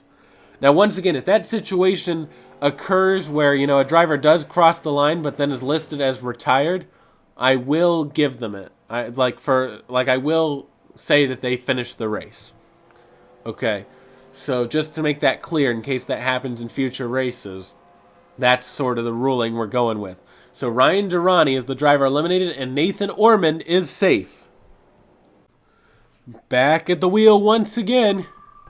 We're going to whittle it down to 20 or less this time. And where will we be whittling it down? It looks like Rockingham. Okay. 2 laps at Rockingham. I'll take that for sure. Let's go ahead and get down to Rockingham Speedway for what could be a thriller. And we are off right here. Jose Gonzalez gets the pole for this event. And Nathan Ormond on the outside is safe. At the back of the field, CJ Grider, Gabe Willard, Eric Monaco, Blaine Keys, Matthew Hubert in trouble. Only 21 cars remain. We'll whittle it down to 20 or less, depending on if we get any wrecks and drivers not making it to the line. So here we go, Jose Gonzalez gonna lead him to green. And let's get this thing going from Rockingham. We can have some wild accidents here if things go wrong. So let's see if things do go wrong. We are now racing from Rockingham. Here we go. Gonzalez gets a good jump. Eli Bright tried to follow, but just didn't have the momentum. Nathan Ormond will try and get things going here. Ormond is able to clear and is now going to try and hunt down the 16 and get more immunity. Here we go. Can Ormond peek down to the inside? Yes, Nathan Ormond does peek down to the inside. Looks like Ormond's going to try it off of turn number 2. Everybody clean, but it looks like the 4 is the one that's going to potentially miss if everything goes wrong. From this point, here we go, Eli Bright getting involved in the battle. Are we going to go 3 wide? Not quite, but we're side by side to the line. I don't know. Who won it? In a dead heat, it's Jose Gonzalez. Unbelievable, getting immunity. 0.001 of a second.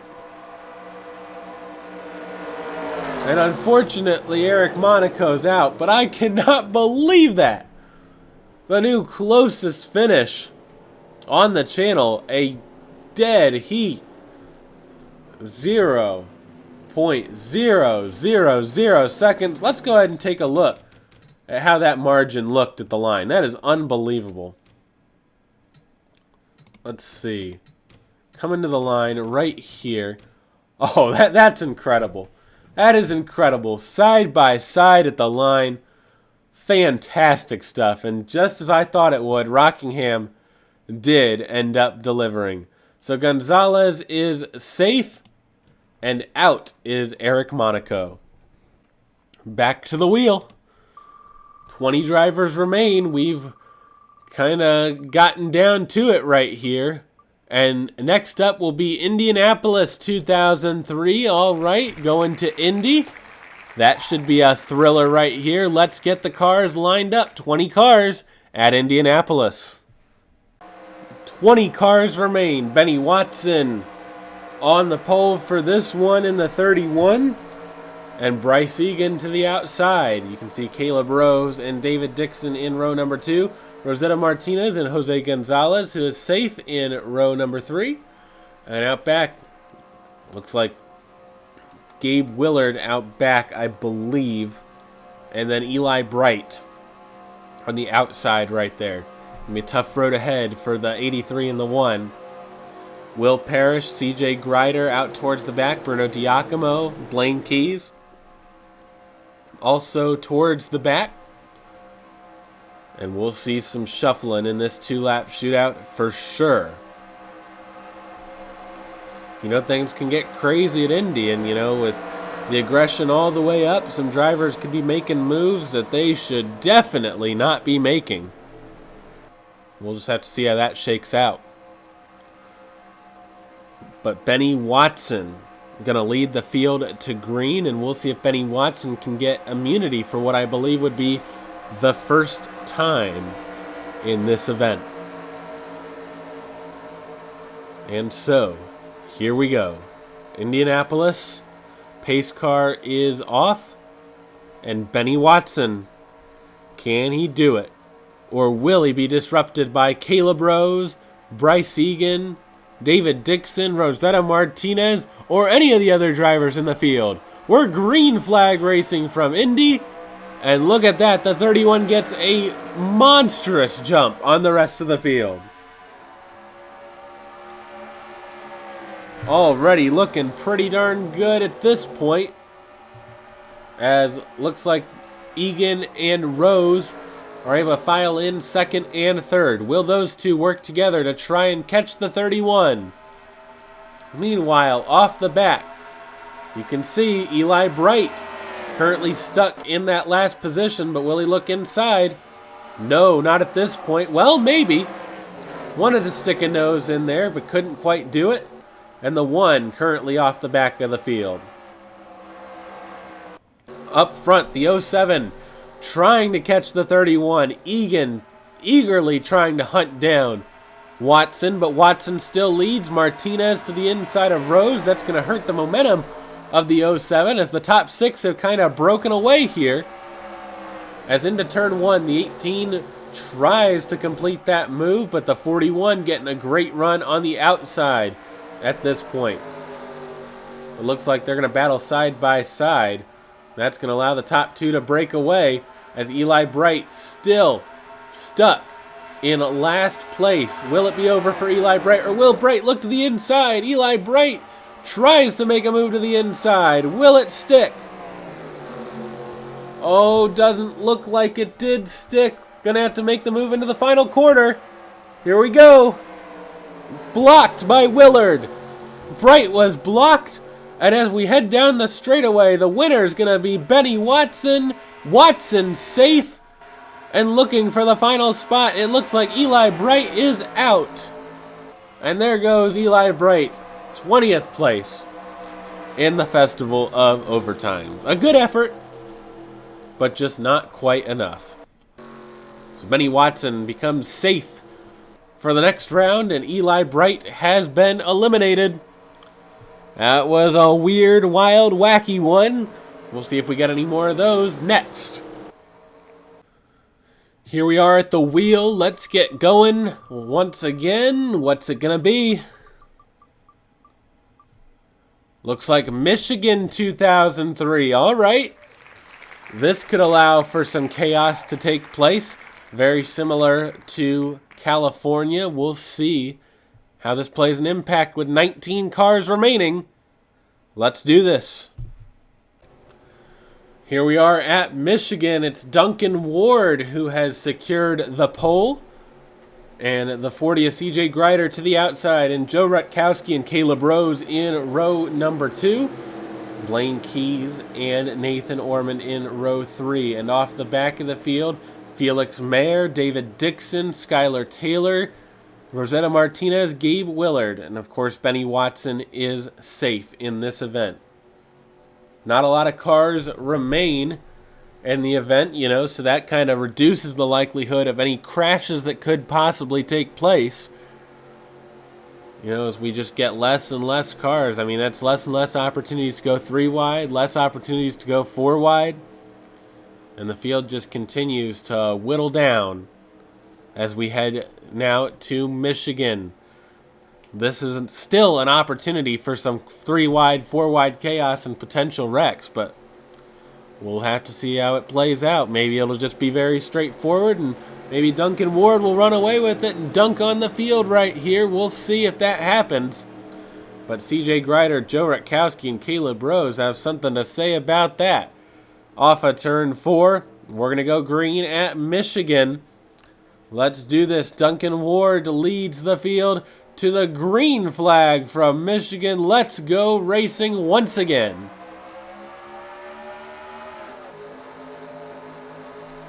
Nice jump from Duncan. Looks like Joe Rutkowski going to get to the inside of Greider. So move being made right there. We're already 3 wide further back in the pack. As Felix Mayer already wants to jump 3 wide. Can't quite do it.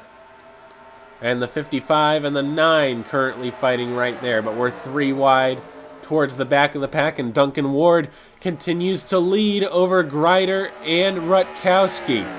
Coming to the white flag. Can Greider or Rutkowski potentially run down Duncan Ward? Or does Duncan Ward have this in the bag? 1 lap to go from Michigan. Rutkowski looks to the inside, and that basically ends the hopes of any of them catching Duncan Ward. So Duncan Ward out to a big-time lead. We're going to watch the back all the way home. Felix Mayer in the 9 has fallen off the back of this group. Has to try and catch one of these two right here. Can the 9 make up any ground? Skylar Taylor gets way up high. Could this be it for Skylar Taylor? Mayer gets to the inside of Taylor, and it looks like it's going to be Mayer who gets it, and Skylar Taylor is out. Wow. A close one once again, but it came down to Skylar Taylor getting forced 3 wide. Just didn't work out, and Duncan Ward gets safety for the next race. But Skylar Taylor is out. And we continue to eliminate more and more drivers. This time, Skylar Taylor going home. Let's keep moving on. All right, next track on the schedule. Not on the schedule. In this race, whatever, the thingy, is going to be Pocono 2003. All right, let's do it. Pocono time. This could get interesting as well, but I believe the leader will probably pull away and win it. I doubt we're going to have a battle for the lead here. So it'll be a battle for second to last, which has been very interesting to this point. So let's see how that all shakes out. 18 drivers remain. Duncan Ward in the 10 is safe. You can see Duncan going to line up 8th right here. Excuse me right there. That was kind of like a burp word. I don't know. That was kind of weird. But Duncan Ward is 8th, and CJ Greider and David Dixon make up the front row. But at risk, Benny Watson, Bryce Egan, Felix Mayer, Samad Oskin, Matthew Hubert. Those are going to be the ones to watch once again. Now, as we get down to it, you can see that kind of the same few drivers are either up front or out back, and it's kind of interesting how that works, especially with equal ratings. For like a streak of races, there's a certain few drivers who like stay at the back, and that's kind of weird how that shakes out. And there's a certain few drivers that kind of shake out to the front, as you can see, kind of that same little group, you know, the 40 and the 15 have been up front for quite a while now. But we're just going to keep on chugging along with 18 drivers, going to be 17 after this race, or maybe even less. Here we go, green flag racing from Pocono, and CJ Greider leads into the green flag. Who's going to fan out 3 wide? First one to do it's Bruno Diacomo. Will the 25 make any move and fade out? Aaron Abel, no, does not make a move. That's going to allow Abel and CJ Greider to pretty much clear. That's going to shake up the field big time. So Greider still leads over Aaron Abel. Currently out back is Bryce Egan, although battling Felix Mayer. Are we 3 wide through the tunnel turn? My goodness. Getting crazy out here, and Joe Rutkowski getting cycled way back in the pack. Now it looks like Felix Mayer is going to go all the way to the back. We're getting wild through turn number 3, but it looks like Aaron Abel really wants to make a move here off of 3. 1 lap to go for CJ Greider to gain immunity once more. Can Aaron Abel dive down to the inside, or is it over? I don't think it's over yet. The 25 going to peek down to the inside. Can't do it. The 15's going to have a run from the outside as we head down the straightaway once again. Top 5 kind of breaking away. Does Aaron Abel have anything at all? If he does, he's going to have to show it pretty darn soon. Yeah, it just doesn't look like it right now. But if the 25 is going to make a move, it's going to be right here. Can Aaron Abel do it? Can Aaron Abel make a final corner pass? No, doesn't look like it. Backs up the run pretty massively. I just don't think it's going to be done.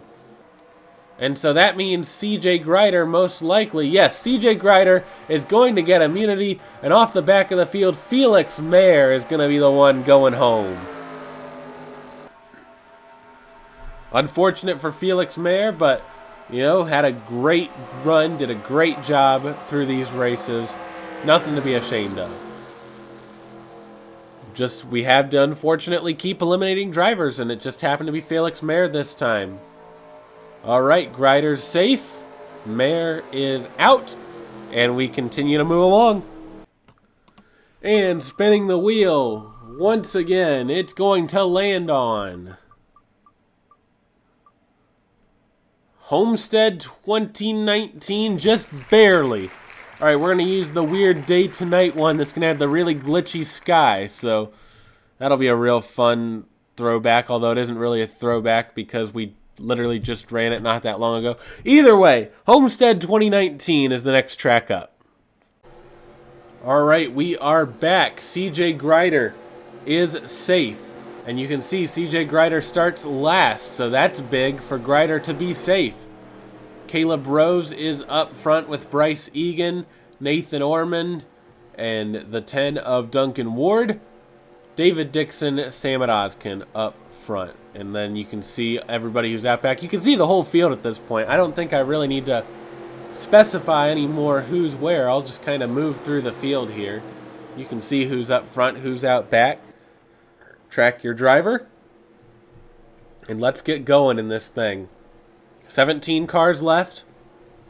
16 or less will come out. And if you make the top 16, I'd say that's an accomplishment. I mean, you had to survive a lot even to get to this point, really. So it's already an accomplishment to be here. And here's the glitchy sky, which is always real fun. I'm probably not going to run this version next year when we do Homestead. But either way, we're going green. And Caleb Rose leads the field to green.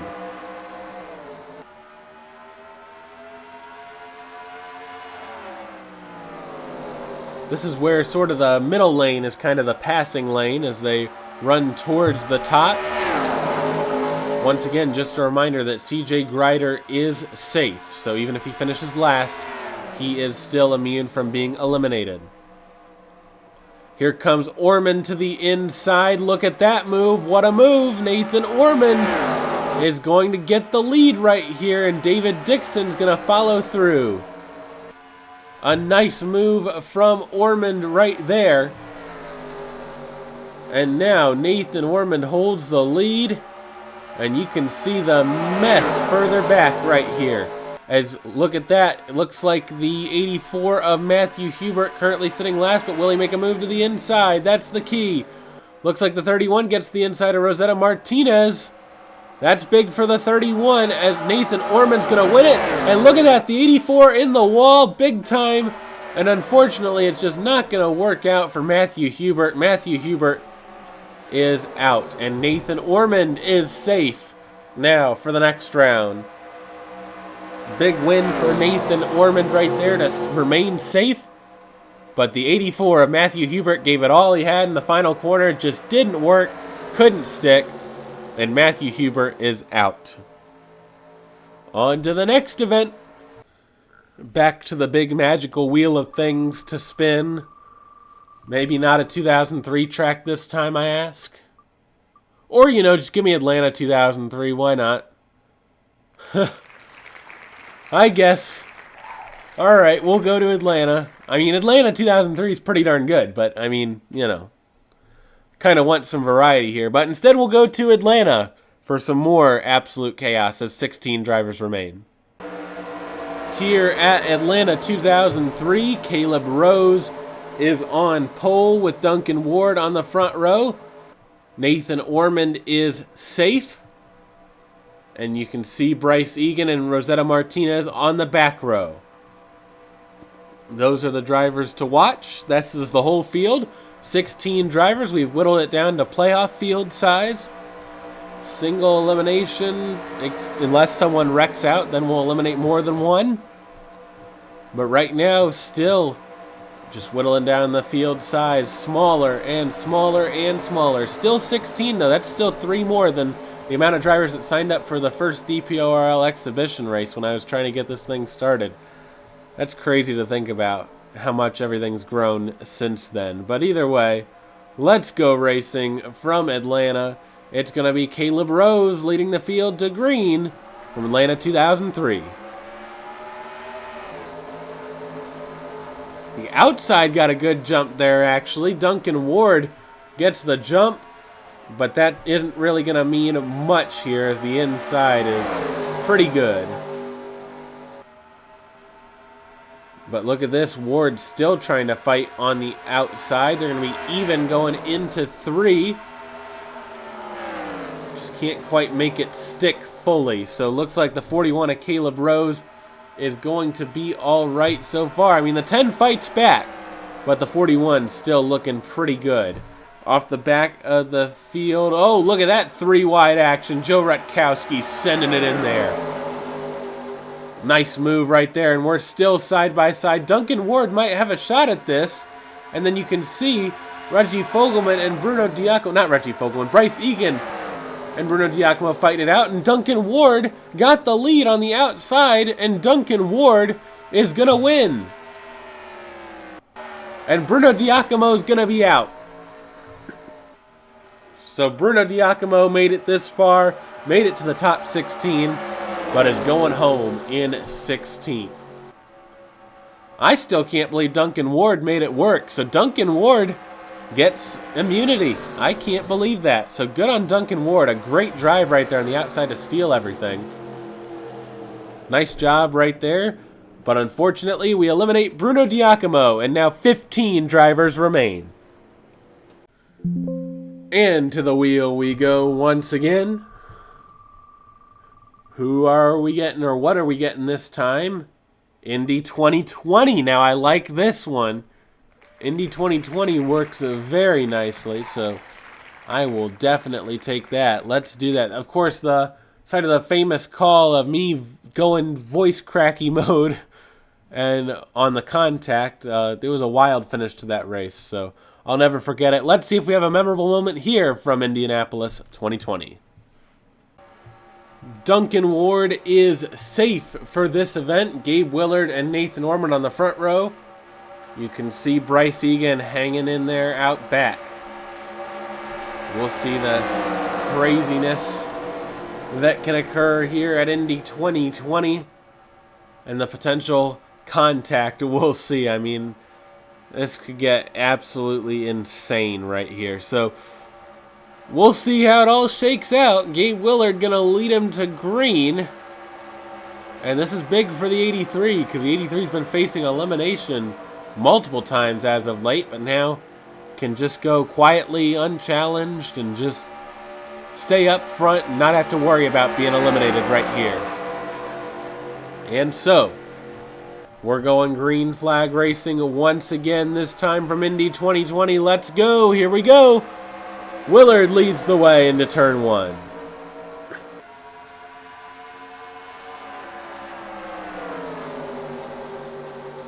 Blaine Keys wants to look inside. Not going to do it right there, but going to get clear on Ormond. Same thing with the 12 of Ozkin trying to get clear. I believe the 12 is clear.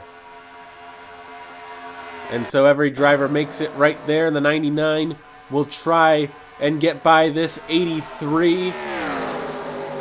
We'll see what happens right here. Duncan Ward, remember, is safe. And Ward is falling back quite quickly.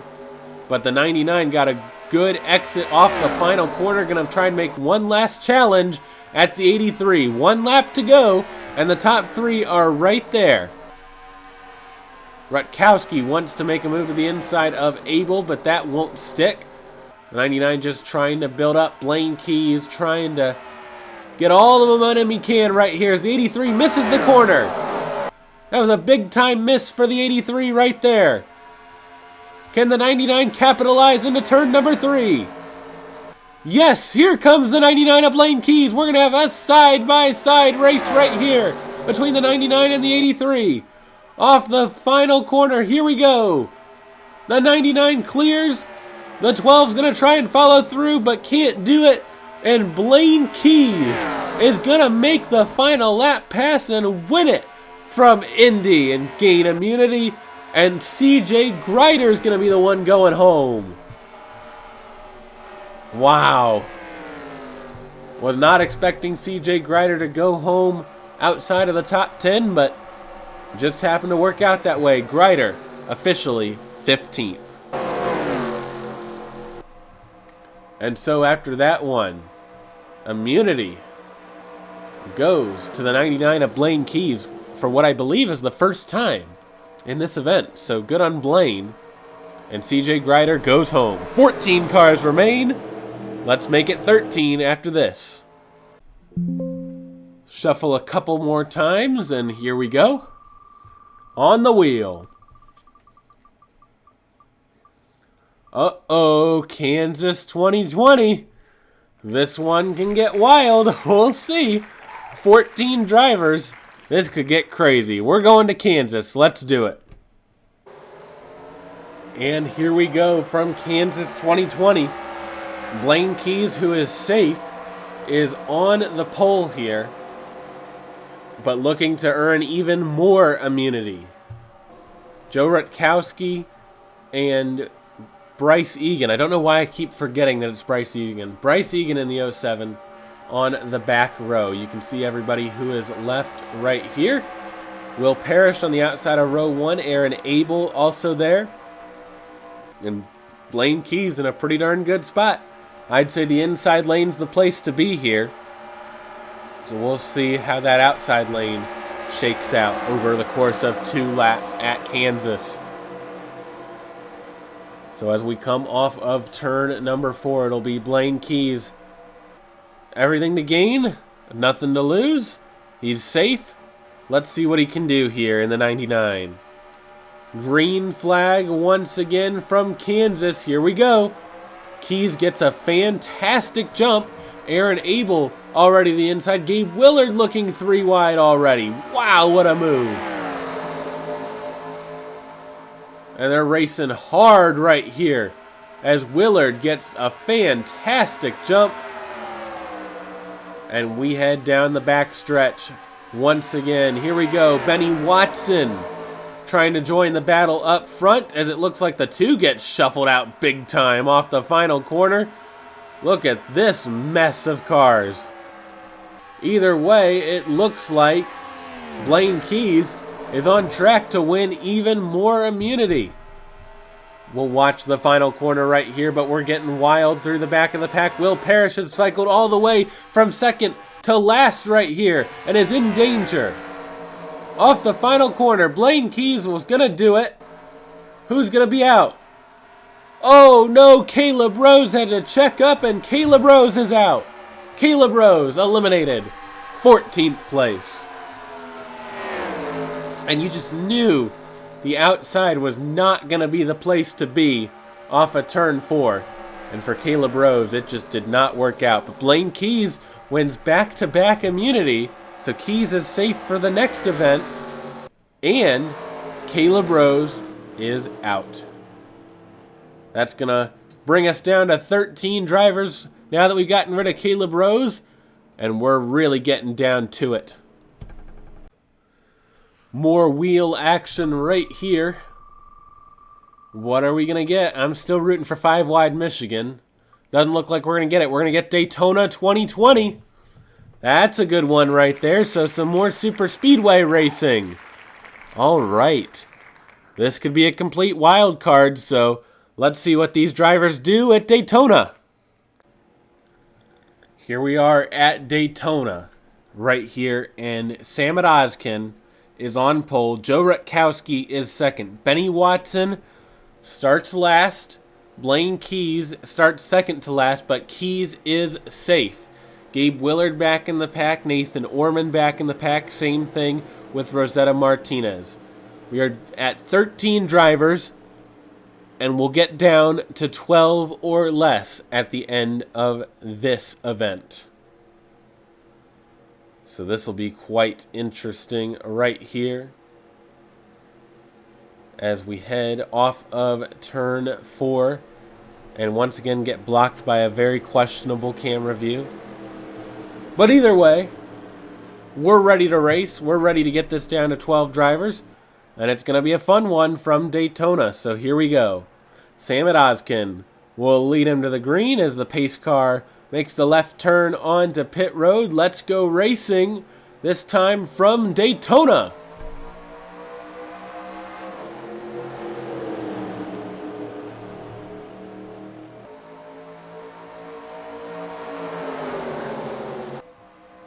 Side by side into turn number 1.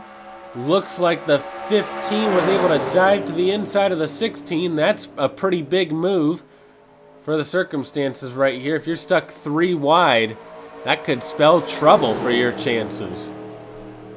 But right now, Odkin currently leads. Looks like Aaron Abel wants to make a move to the inside. Does Abel have the momentum to do that? It sure looks like it. And so we're 3 wide. Aaron Abel makes the move to the inside, and it looks like Bryce Egan now wants to try a move to the inside.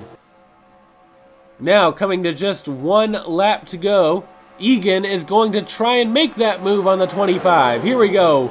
Last lap at Daytona.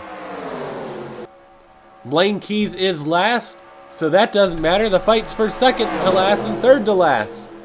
But Keys jumps to the inside. That's going to put some drivers at risk right here. That's going to put Rutkowski at risk. It's going to put Jose Gonzalez at risk as Duncan Ward currently leads. Are we going to go 4 wide? Oh, you're kidding me. We're going to go 4 wide for second. Oh, that's going to get real tight right there. Watch out through the corners. We go 4 wide.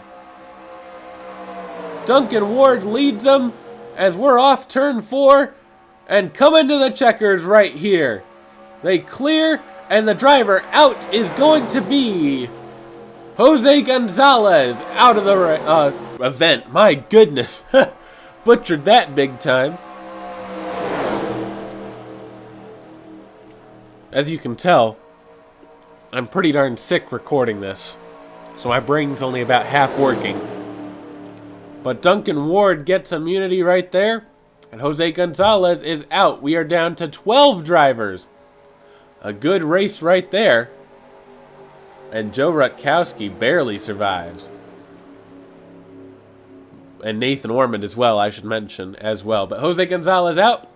We made it down to 12. Duncan Ward safe. Jose Gonzalez out. Next track coming up for you right here as we have 12 drivers remaining is Phoenix 2019. Okay. No real opinions on that. We're just going to get right to it. Let's go to Phoenix for the next race. All right, here we go from Phoenix. David Dixon, Sam Odkin, gonna lead the field to green. It looks like Blaine Keys is out back right there. Blaine Keys and Bryce Egan off the back of the field. All right, of course, Duncan Ward has immunity right here. So Ward is safe no matter what. Here we go. We're going green from Phoenix. 2 laps to decide it all. Well, not really at all, but you know what I mean. To decide who in the world is eliminated here.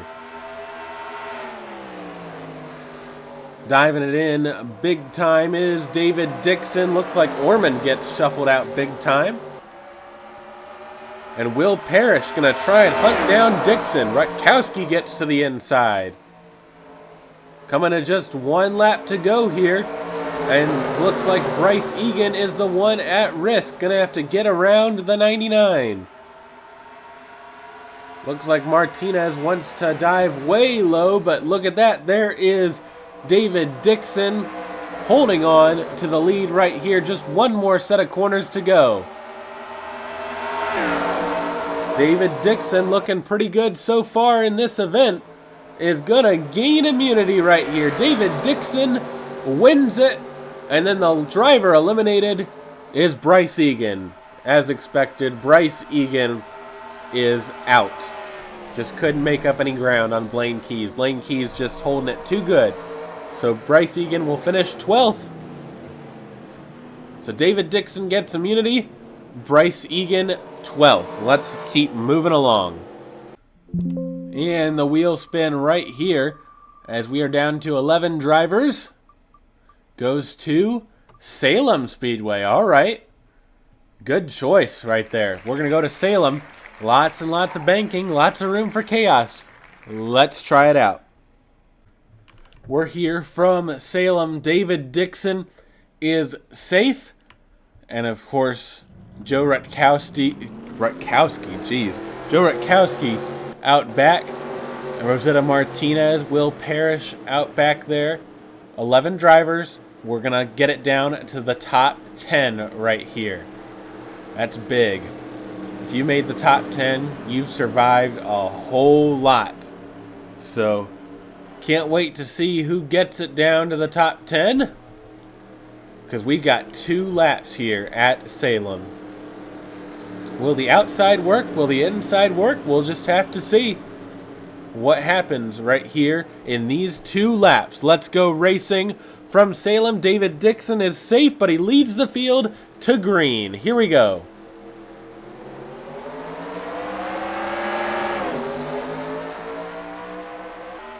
Oh, that inside lane working beautifully for Dixon, but the outside fighting back. Look at this, the outside working. Nathan Ormond is able to get an advantage right there. Unbelievable. So Nathan Ormond takes the lead. The 99 jumps to the outside of the 15. This could be a big move right here off the corner. It certainly is. And look at this, out back, Joe Rutkowski looks to be at risk of elimination. Ormond wins it. Rutkowski out. So Joe Rutkowski gonna get eliminated in 11th. Nathan Ormond wins immunity. So good on Nathan Ormond for stealing that. It was a chaotic little stretch here. The outside, as in real life, being extremely dominant right there. And so Nathan Ormond is safe in this next round. And Joe Rutkowski, another big name, out at Salem. And we're now in the top 10. Let's just keep on spinning that wheel. What are we gonna get this time? It's gonna be Coda. All right, going to Circuit of the Americas. This one could be fun, especially with the aggression all the way up. Can't wait to see how this one shakes out. Let's go to Circuit of the Americas. We are here at Circuit of the Americas where the top 10 will battle it out. And it's going to be a fun one right here. You can see your top 10 all right here. Gabe Willard, Blaine Keys off the back. Nathan Ormond is safe. And it's going to be Duncan Ward and David Dixon on the front row leading this field to green. 2 laps. This is going to be the longest 2 laps you'll see in this whole event. But here we go. We are going to go green right here, led by Duncan Ward in the 10 machine. Down the front straightaway we go, and to the start-finish line just about now. We're going to hit the restart zone and go green. Martinez to the inside. Big move. Maybe even 4 wide. Let's see if this 12 dives it in there. Yes, we are 4 wide. Dixon's way on the outside. Watch out right here. Going way, way wide, but it looks like they make it, I think. Yes, just barely they make it. But you can see that's allowed Duncan Ward to fly away with the lead. It's not even close, and they're 3 wide through the S's. Oh, wow, that was unbelievable. Sam Ozkin is now second. Blaine Keys off the back of this group, notably.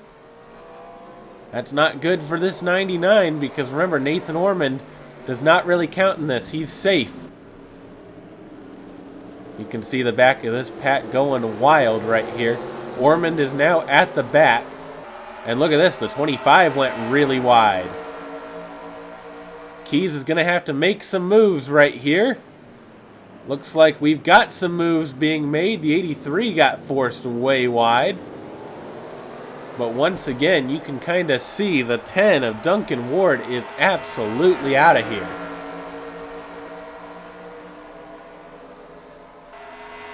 Up front, Duncan Ward climbs it down into the next corner. I don't know the corner numbers here, so we're just going to have to go with it. Oh, big shot to the back bumper of Will Parrish. My goodness. Got real close there. We'll see if that did any damage to the 25, as the 25 getting the boot right here. Really stacking up as we head towards the back half of the lap. Remember, an extremely long lap here. Going to allow these drivers to beat and bang all the way through. Benny Watson gets forced wide. That could be trouble for the 31. But not quite. Looks like the 31 is going to hang on right here on the inside of the 83. The 83 runs way wide, but actually gets the better exit. We'll see if Watson can make the move to the inside once again. Yes, Watson gets a good run. And now that'll open the door for the 99. One lap to go. It's going to be the 10 of Duncan Ward leading the way by 1.4 seconds. And you can see the 83, Gabe Willard, starting to fall way back. Now going to fall past the clutches of Nathan Ormond right here.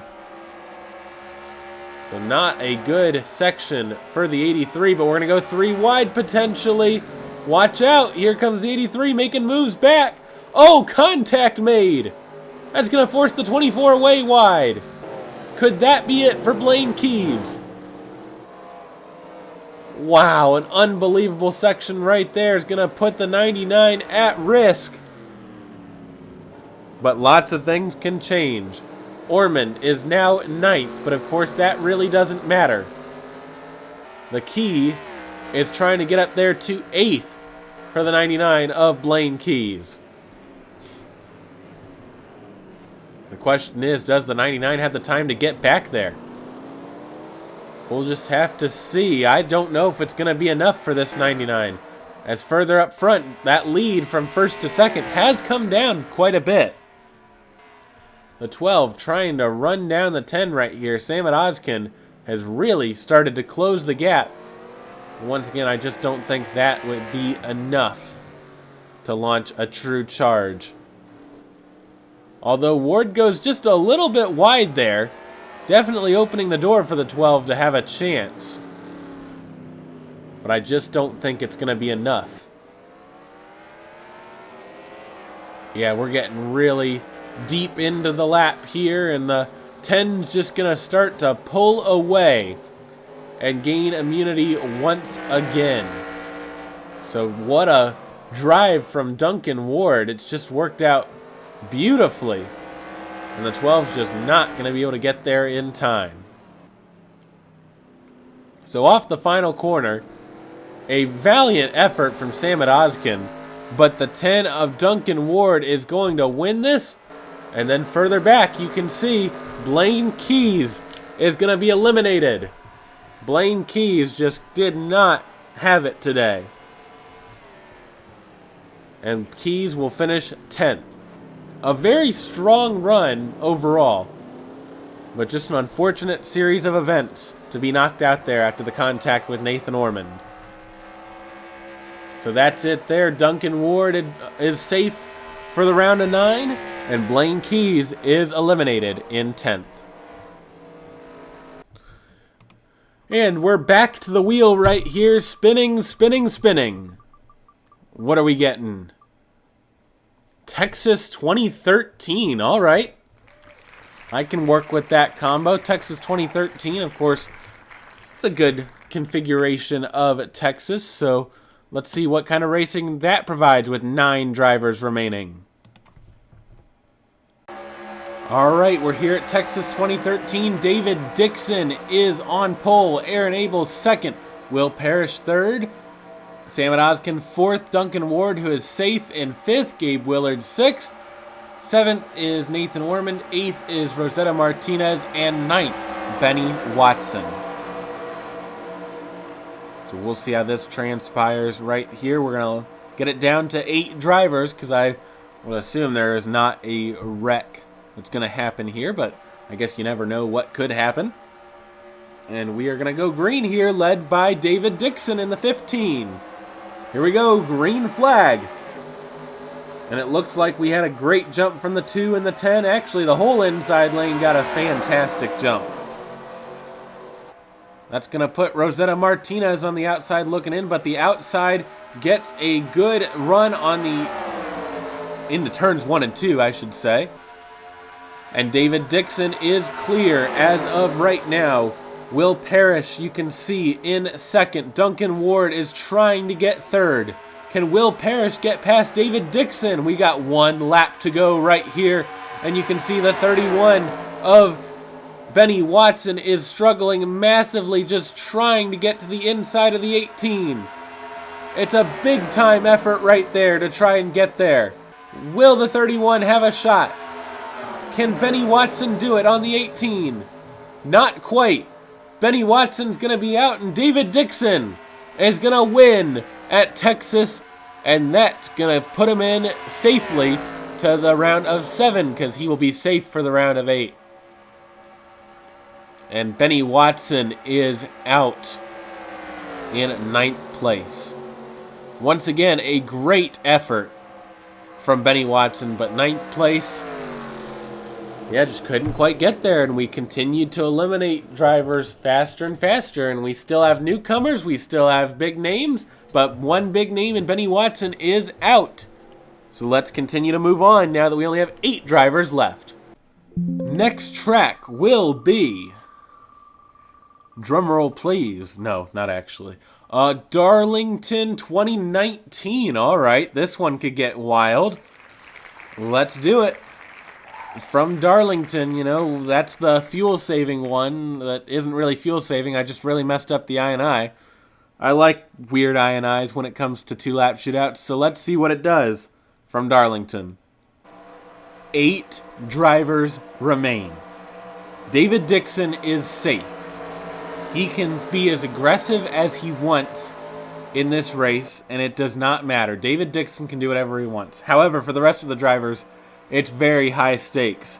If you can win this, you basically get a free run to the round of 6. However, if you finish last, of course, you're out. And why come all this way to get eliminated now? They gotta be aggressive. And with just 8 drivers left, this is where it gets absolutely insane. These drivers giving it. They're all Aaron Abel on pole, Samet Ozkin on the outside. And let's get racing in this insanity of an idea. Here we go. Aaron Abel, green flag. Nathan Orman got a great jump. Might jump to the inside. Don't know what Orman's going to do, but let's see. Into turn number 1. Looks like just stays put right there. And that outside lane very strong in turns 1 and 2. Let's see what they can do. Not quite anything great, but, you know, solid. But look at this. Here comes Ormond on the inside, followed by Dixon. And we're going to come to just 1 lap to go right here. And you can see Duncan Ward is in last right now.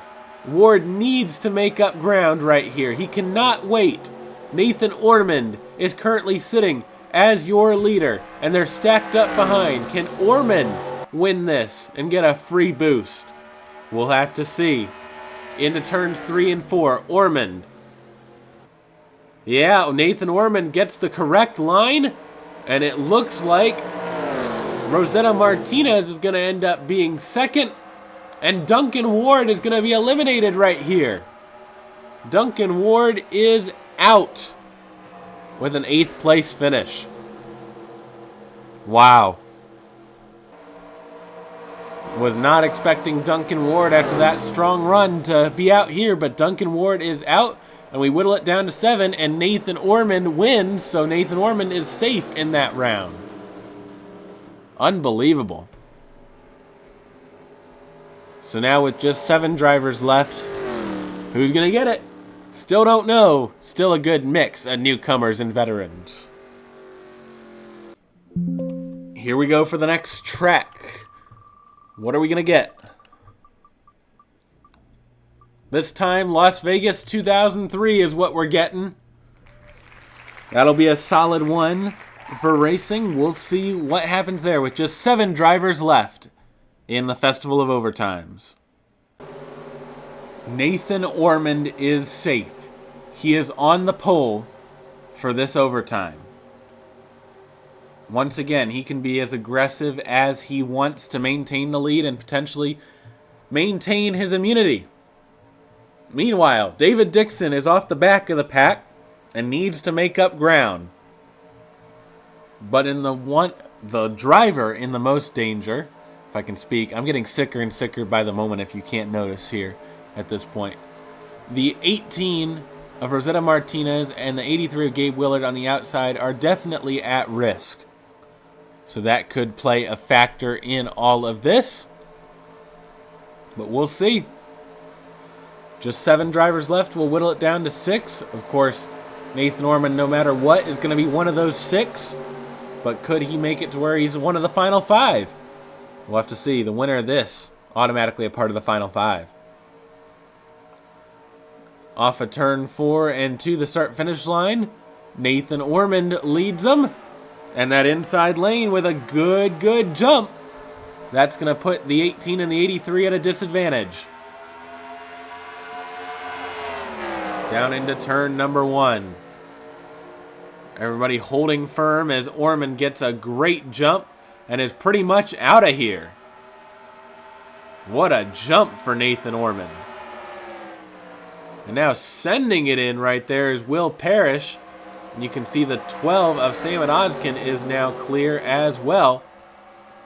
But coming to just 1 lap to go, the battle at the back, David Dixon is in really bad shape right here.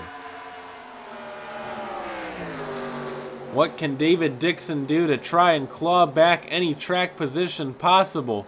It's going to have to happen right here, right now, as Nathan Ormond just flies away with the lead. Wow, just not David Dixon's race either. As David Dixon going to be eliminated, and Nathan Ormond secures his spot in the round of 5. Good run for David Dixon. 7th is where he'll finish in the standings. Great run, just wasn't enough. Needed to get by Will Parrish as Gabe Willard and Rosetta Martinez, our 2 newcomers, continue to survive right here as we're down to our final 6. David Dixon out. And we're spinning the wheel once again to land on Richmond 2003. So Richmond popping up rather late, but, you know, we'll take it. We're going to another short track. Let's see what happens from Richmond. 6 drivers remain. Nathan Ormond is safe. He is locked into the round of 5. The question is, who will join him? Will it be Gabe Willard, Sam Oskin, Aaron Abel, Rosetta Martinez, Will Parrish? We'll see. But Nathan Ormond is safe.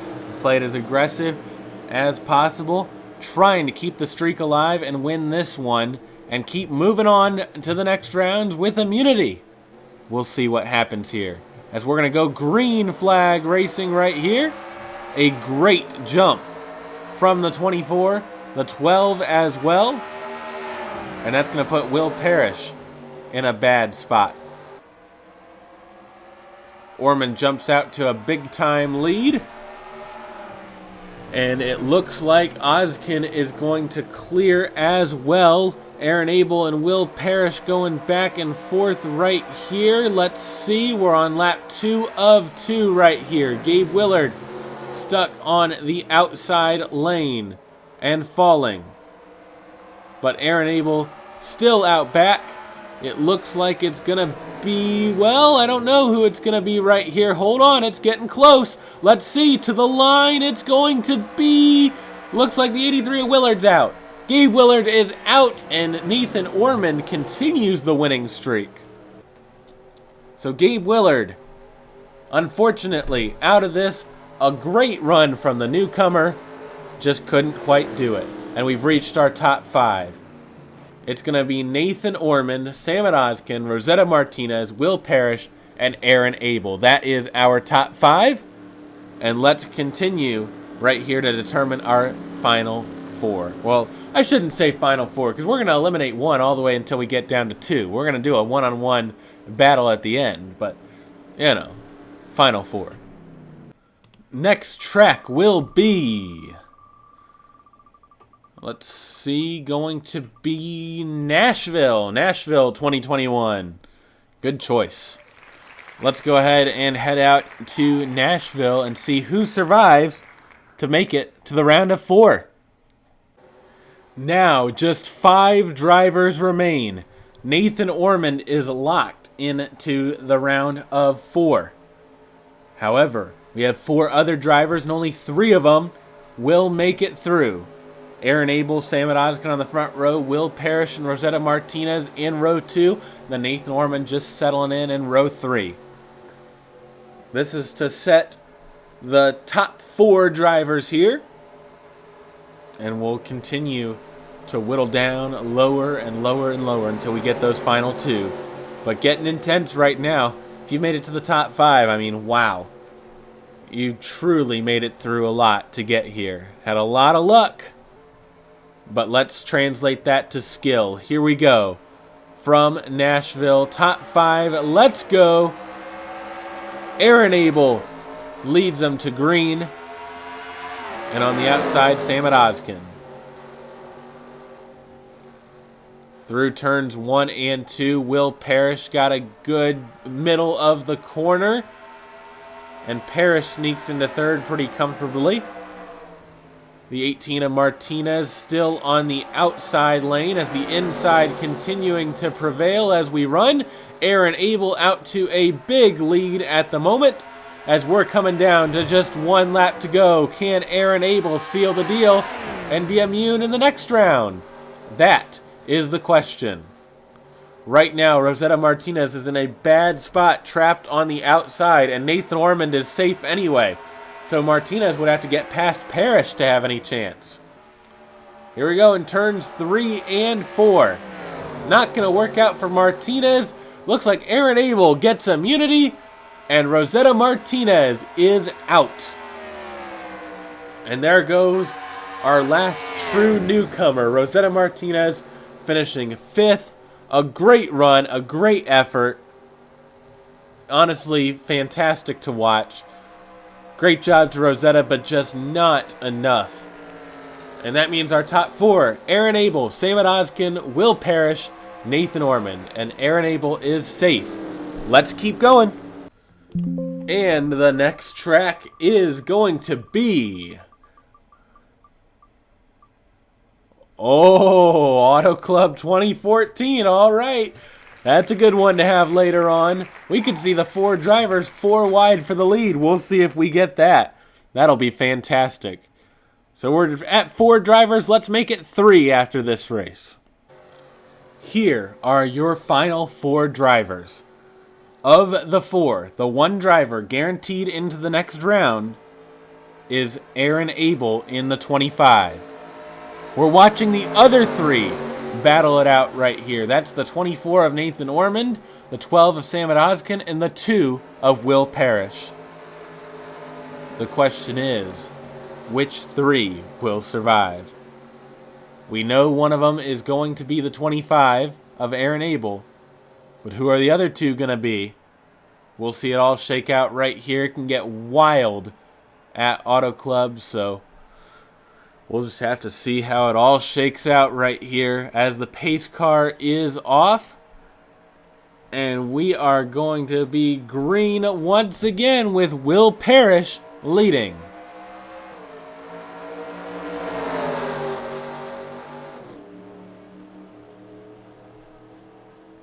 As they race off into turn 1, Parrish continues to lead, but the 12 of Oskin wants to look to the inside, not quite going to be able to do so.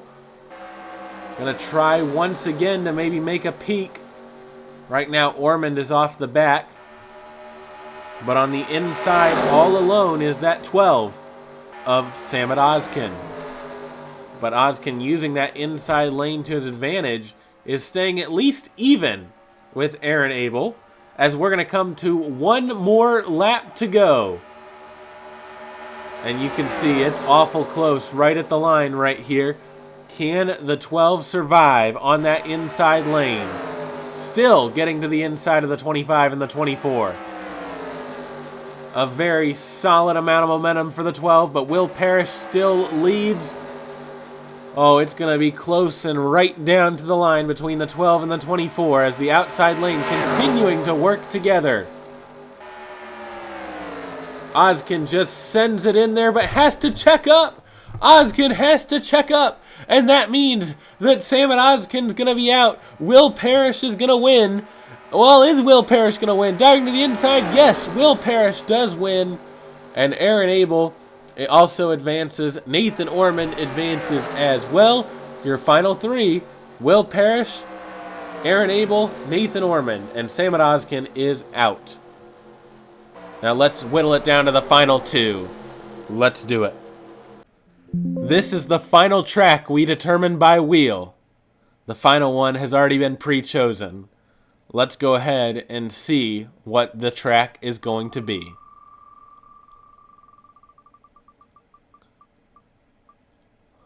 What better than Irwindale 2007 with the ridiculous tire wear?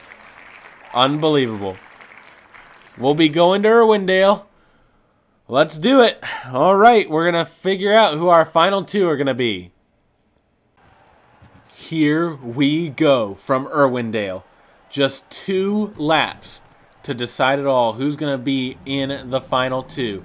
It's a straight-up battle between the 25 and the 24. Will Parrish has already locked himself in. It's between Aaron Abel and Nathan Orman. Every driver who's made it here to the top 3 has been fantastic all day. The question just comes down to who will be the best when it comes down to it. Let's go racing right here from Irwindale. Green flag, and look at that. There goes the 25, a huge jump. What a move for the 25. That's going to pay off right away. As we're going to come down to just 1 lap to go when we get there. Unbelievably, the 25 of Aaron Abel has gotten ahead of Nathan Orman right here with just 1 lap to go. Does Orman have anything for the 25? Coming down to the final corner. Aaron Abel, Nathan Orman. We're going to come to the line right here, and Aaron Abel will make it to the final 2 and will battle Will Parrish for it all. How about that? Amazing stuff from the 25. And Aaron Abel makes it, and Nathan Orman is unfortunately eliminated. So your final 2, Aaron Abel and Will Parrish. And I can't wait to show you where they're racing. It's going to be a battle for the ages. Here we are at Thornton between these 2 drivers. Yes, we're racing on literal roads for the victory right here between Will Parrish and Aaron Abel. Oh, this is so amazing. We got 2 laps, both of which are about 4 minutes and 30 seconds long of Thornton. And it's just going to be wild for the win. Here we go. We are green flag racing from Thornton. And Will Parrish gets the jump on Aaron Abel as they go over the railroad tracks. The 25 going to try and dive it in there on the 2. The 2 goes just a little bit wide, but it gains ground on the 25 right there. So there goes the 2. Off to a lead so far. As we head down through the forest, through the twists and turns. The 25 just trying to stay with the 2. Can Aaron Abel hang on to the back of Will Parrish?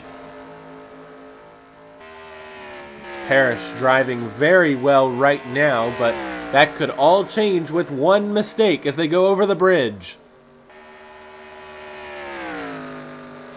Great lines being ran so far from the 2, but the 25 is going to be in the draft here as we go down a very, very long straightaway. This is going to be a hard braking zone potentially. Let's see. Yes, hard on the brakes, and the 25 goes wide. Watch out.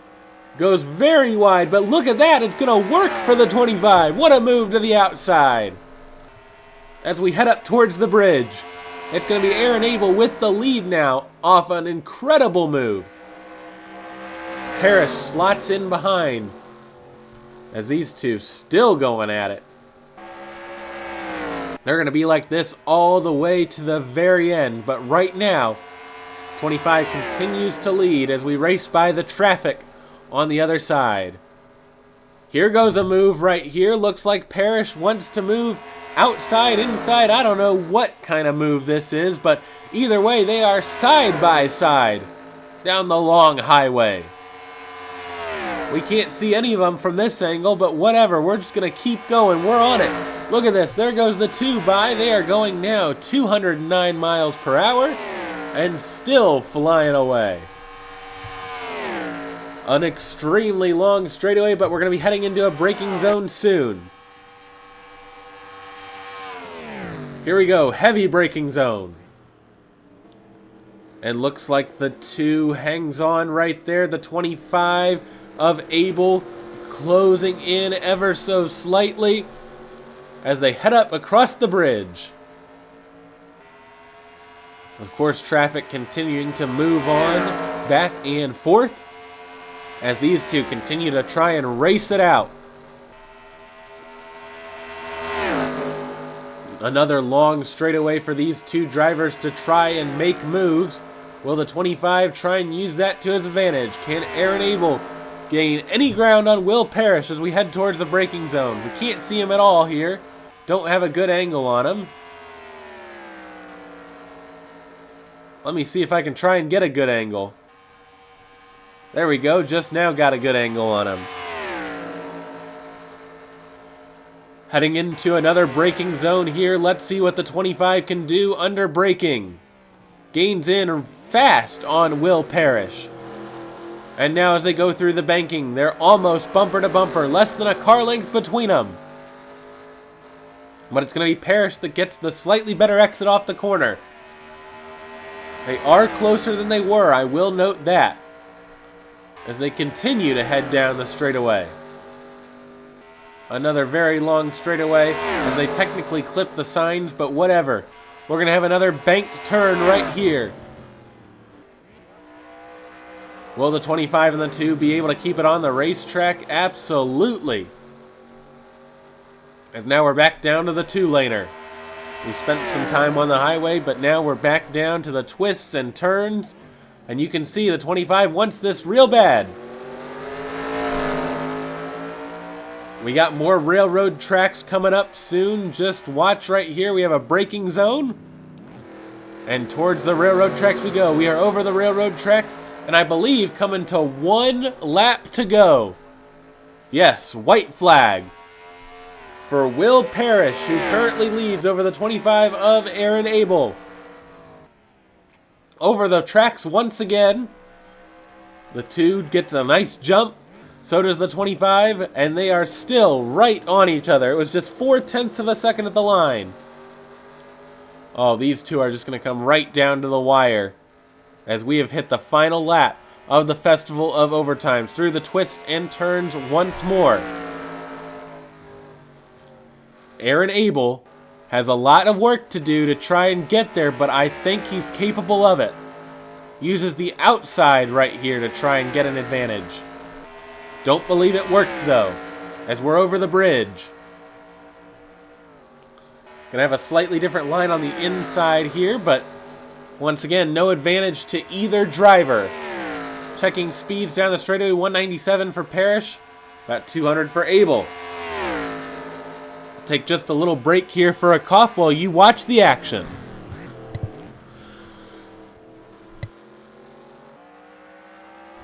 Aaron Abel has made an unbelievable move on the outside. Of course, as soon as I take my cough break, that's what you call comedic timing. Either way, Aaron Abel is now the race leader. The lead has changed hands on the final lap of the Festival of Overtimes. Abel's got it. Parrish wants it. Can Will Parrish get back and try and get this lead and hold on to win? Here we go down the very, very, very, very, very long straightaway. I think this 2 machine's going to have a good chance to get it right back. Yes, look at this. The two wanted to look, couldn't quite do it. Now trying to peek inside once again with a full head of steam. They're going to go side by side once again. Nobody giving an inch as we still head down the straightaway. Parrish is clear. Parrish is cleared into the braking zone. What a move from Will Parrish, but here we go to the inside. Dives the 25. Can the 25 get there? Oh, getting closer, not quite, couldn't do it. And these two just continue to race hard with each other over the bridge. Definitely closer than it was before at this point in the lap, but the 25 is going to have to think about a move soon. Can Will Parrish hang on and win it? That is the question, as we have another straightaway into another passing opportunity right here for the 25. This is one of the last passing opportunities for the 25. Got to get a move on right here. As we head over the bridge, traffic in the background still, but right now it continues to be the two of Will Parrish leading at the moment. We're going to head into yet another braking zone. Can the 25 close at all? Yes, made it a little bit closer. Gonna have to make it even closer to have a real chance. Off the banked curve. Parrish continues to lead. Abel made it just a little bit closer, but I just don't know if it's gonna be enough for this 25. The two has just been absolutely perfect. When he got past, was able to pass back. Another banked corner. And we're getting real close to the end of the lap right here. Looks like the 25 sends it in and does gain ground. That's notable. But not close enough to make a dive bomb. Another sharp corner. The 25 tries to send it in. Doesn't have the grip to do so. We're heading to the final railroad track and the final straightaway. Can the 25 make any lunge? It doesn't look like it. And the two of Will Parrish has made it all the way through and is going to win the Festival of Overtimes. Congratulations to Will Parrish on the victory. How about that? Will Parrish has done it. Held off the 25, had to pass him back multiple times, and congrats to Aaron Abel on a great run, but Will Parrish has done it. Wow, how about that for Will Parrish and the two? That's a big win right there over Aaron Abel. And Aaron Abel, that's a good momentum builder for hopefully next DPORL season. And that's it for all I've got. I'm not here for a very long post-race speech because I'm feeling sick. I'm feeling awful. It's taken me forever to record this, and of course you're probably seeing this on Monday or Tuesday, considering the delays due to sickness. So hopefully Sick Me can edit everything in time and get all that done. But thank you so much for watching. Thank you so much for signing up. And the next thing after this is going to be most likely either another real short special event, nothing big, or potentially DPORL Cup Series sign-ups and all that fun. So we'll see what happens next, but I just appreciate you all so much for being here, for all the support and all that. Thank you for all you all do to help support the community. And that's all I have for this time. Congratulations to Will Parrish on the victory. A well-earned victory, I might add. And congrats to the rest of the field on putting on a great show. I'll see you next time. This is it for this presentation of what could be Monday or Tuesday racing on DPTV. This is Drew Webb, or That DP Guy, signing off.